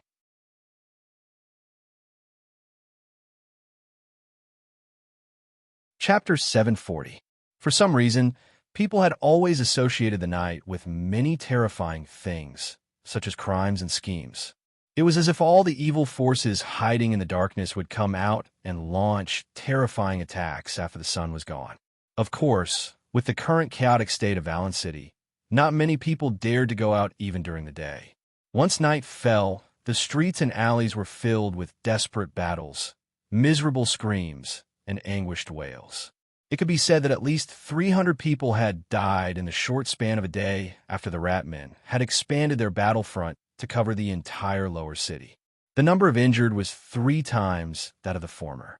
According to the medical standards of this world and the scorching heat, no more than half of the people would survive. One had to know that Valen City only had 20 to 30,000 ordinary citizens, and no more than 50,000 even if the slaves were included. 3% of the population had disappeared in 20 hours. It was estimated that at least a third to a half of the population would die by the time the turmoil ended, and the rest would probably be subjected to a great purge. In other words, the terrifying underground war would devour almost 10,000 lives, and there would be no lack of innocent civilians among them. If one were to stand in the sky above the city and look down at the night scene with spirit vision, they would immediately discover that weeping souls could be seen all over the streets and alleys. Some of them had died in fights between gangs, some of them had died of hunger, and some had died of disease. Thousands of souls were unable to go to the world of the dead due to the restraints of some powerful force, and could only wander helplessly in the material world. Pain and despair were enveloping Valen City at a terrifying speed. Even those who couldn't see souls could feel that the surrounding air would occasionally produce strange illusions. Perhaps if this state was maintained for a dozen or so years, all the souls would slowly turn into specters, and Valen City would become the ghost town described in bard stories. In a secret building belonging to the Underground Guild, Casimir Kiz was personally presiding over a sacrificial ceremony.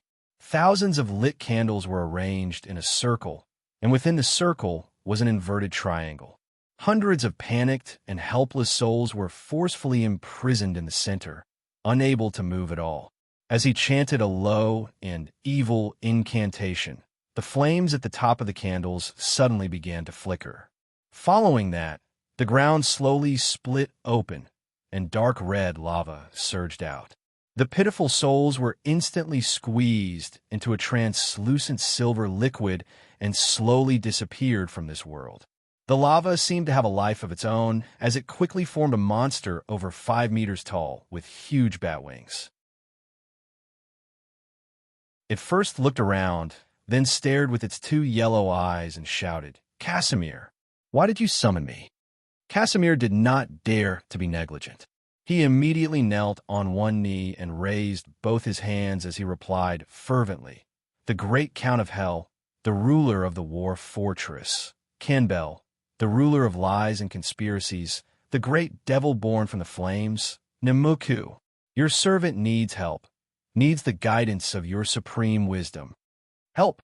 Are you in trouble?" The magma monster frowned, its tone full of impatience. "Yes, master. I met the half-elf mage who summoned you on the Transcendence 30 years ago. He forced me to participate in a dangerous game, and the strength of the opponent was beyond my imagination. Left with no other choice, I can only beg for your benevolent help." Casimir did not dare to hide anything and honestly recounted his current predicament.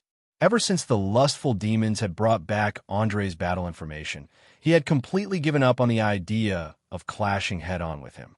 In particular, the blue flames that fed on rage made one want to stay as far away from them as possible. You're talking about Orlando Watts. Count Namuku's expression changed slightly, his eyes emitting a frightening cold light. As a great devil with a high status, he would never forget the experience of being teased and humiliated by a mortal 30 years ago. Although that mortal was a great wizard who had grasped a rank 9 arcane spell, the seed of hatred could not help but take root and germinate in the depths of his heart. After returning to Bador, he quickly found out the identity of the other party through the massive intelligence network of the devils in the material plane. He swore to himself that he would definitely get back at him if he had the chance. Casimir nodded solemnly. That's right. It's him. This terrifying wizard seems to be plotting something, and at the same time, he forced an enemy on me. Count Namuku smiled noncommittally and said in a playful tone, Since it's Orlando Watts, then you're definitely not his match.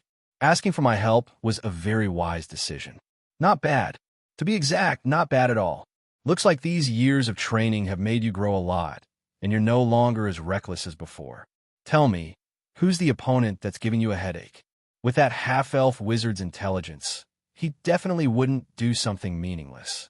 Even though Camber Stronghold is being besieged by the demon army, I can still spare some time and energy to participate in this interesting little game and see what Orlando wants to do. Master, my opponent is a young wizard. He seems to have a special bloodline and can release strange dark blue flames. He can also recover from his injuries in the flames.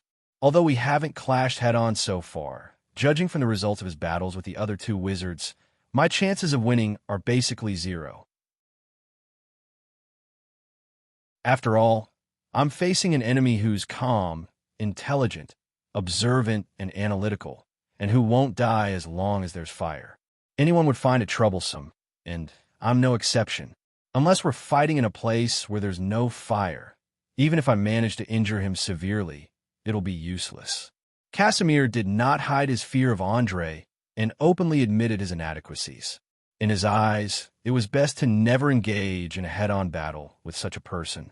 Instead, he would try his best to hide in the dark and stir up the situation, using the strength of others to achieve his goals. It had to be said that Casimir's choice was very wise. It was unknown if it was because of the influence of the devil, but he was getting better at controlling the situation, using various contradictions to stir up hatred and opposition. Most of the time, he didn't need to do anything personally. He only needed to say a few words on a specific occasion or reveal some information, and the enemy would quickly start killing each other. In fact, the Underground Guild was bewitched by him and took the initiative to propose an alliance. They didn't hesitate to spend a lot of manpower, material, and financial resources to help set up binding arrays in every corner of the city so that all the dead souls couldn't leave. It was with the help of the power of these souls that he was able to tear open a crack in the orb of hell and contact his master.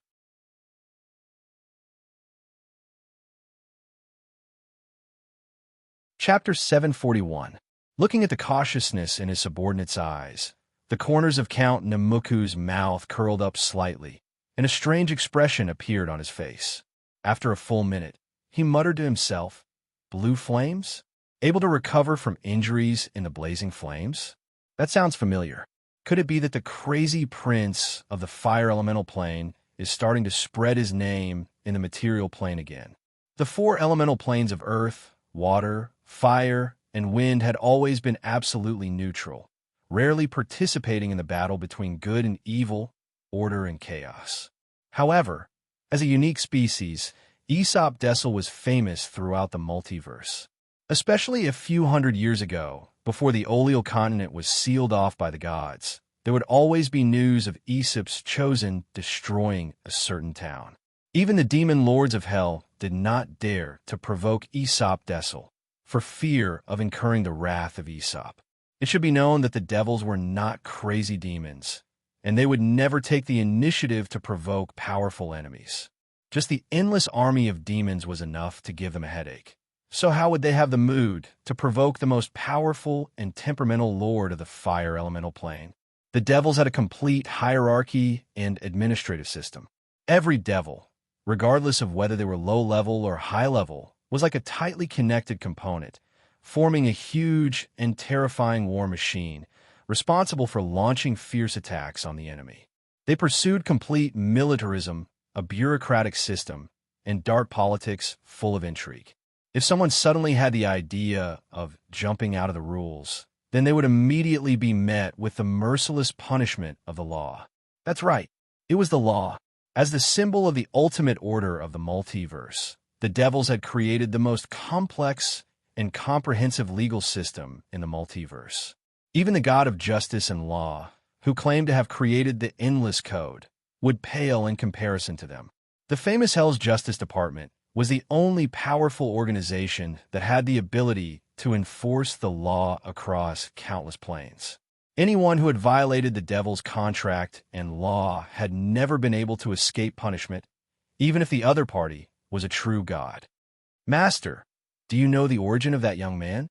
Casimir raised his head slightly, softly probing. Ha ha, of course I know. You're right, this time the trouble is really not small. As a southerner, I'm sure you've heard of the Flaming Duke, right? Count Namuku asked meaningfully as he considered the gains and losses. To be honest, he didn't want to go against Aesop's chosen at all, but he was a little reluctant to part with the Sardinia Islands, a fixed source of souls.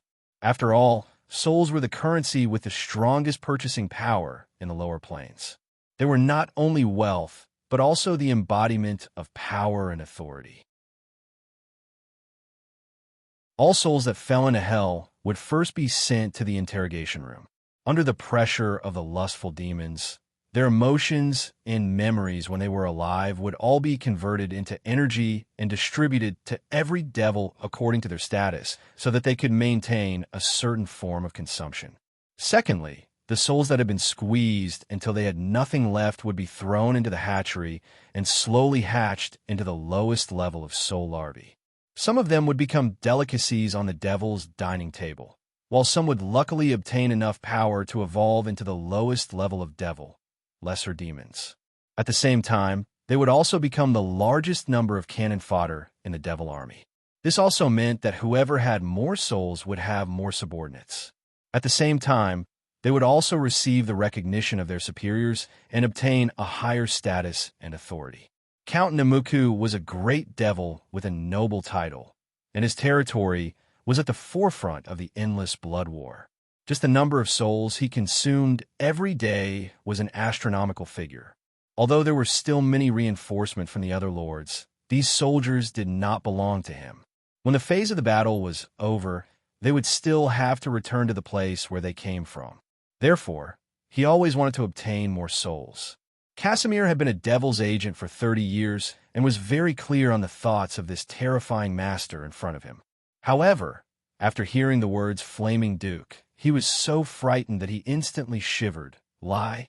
Flaming Duke? How is that possible? The Flaming Duke has already disappeared for several hundred years, and even the illustrious Branchflower family has already disappeared into the long river of history. Why would he appear in such a remote place like Valence City? Ignorant. The Branchflower family may have disappeared, but the bloodline of the fire elemental prince, Isoldezer, is still hidden in the bodies of their descendants. As long as certain conditions are met, it will immediately awaken and become the new Flaming Duke. Otherwise, do you think that a mere few dozen descendants of fire elementals can make countless forces fear and dread them? The most frightening thing about the Flaming Duke is not his tyrannical strength, nor is it that he is hard to kill, but rather that he can continuously pass on his bloodline. In the past, there was once an arrogant demon lord who killed the Flaming Duke, but do you know what his final outcome was? The territory he ruled was completely destroyed by his successor, and millions of fire elementals poured into the abyss. In less than 3 years, all living things on that level were burned to ashes, leaving only scorched black earth. Count Namuku sneered as he recounted the glorious achievements of the Flaming Duke in ancient times. His two eyes kept flickering, and no one knew what he was thinking. Hearing this, the corners of Casimir's mouth twitched uncontrollably, and he asked in a trembling voice, "Master, is he really so terrifying? Don't we have to move immediately, or else?" Before he could finish his words, Count Namuku waved his hand and interrupted him. "No. Since our old friend Orlando Watts is paying attention to the new Flaming Duke, how can I not join in? Don't worry, from your description, the other party has not fully developed his power yet. So as long as we do it properly, we can capture him and bring him back to hell.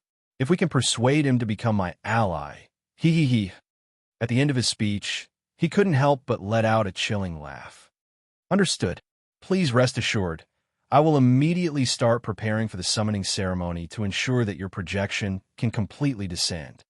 As an agent, Casimir knew better than anyone what the so-called persuasion meant. It should be known that the lies and eloquence of the devils were well known throughout the multiverse. Even the pure and kind divine servants of the heavens would be tempted and fall if they were not careful. Persuading a mortal would not be difficult. You're tuning in to the Warrior Lore YouTube channel. Don't forget to subscribe and join us on this journey to catch the most captivating stories.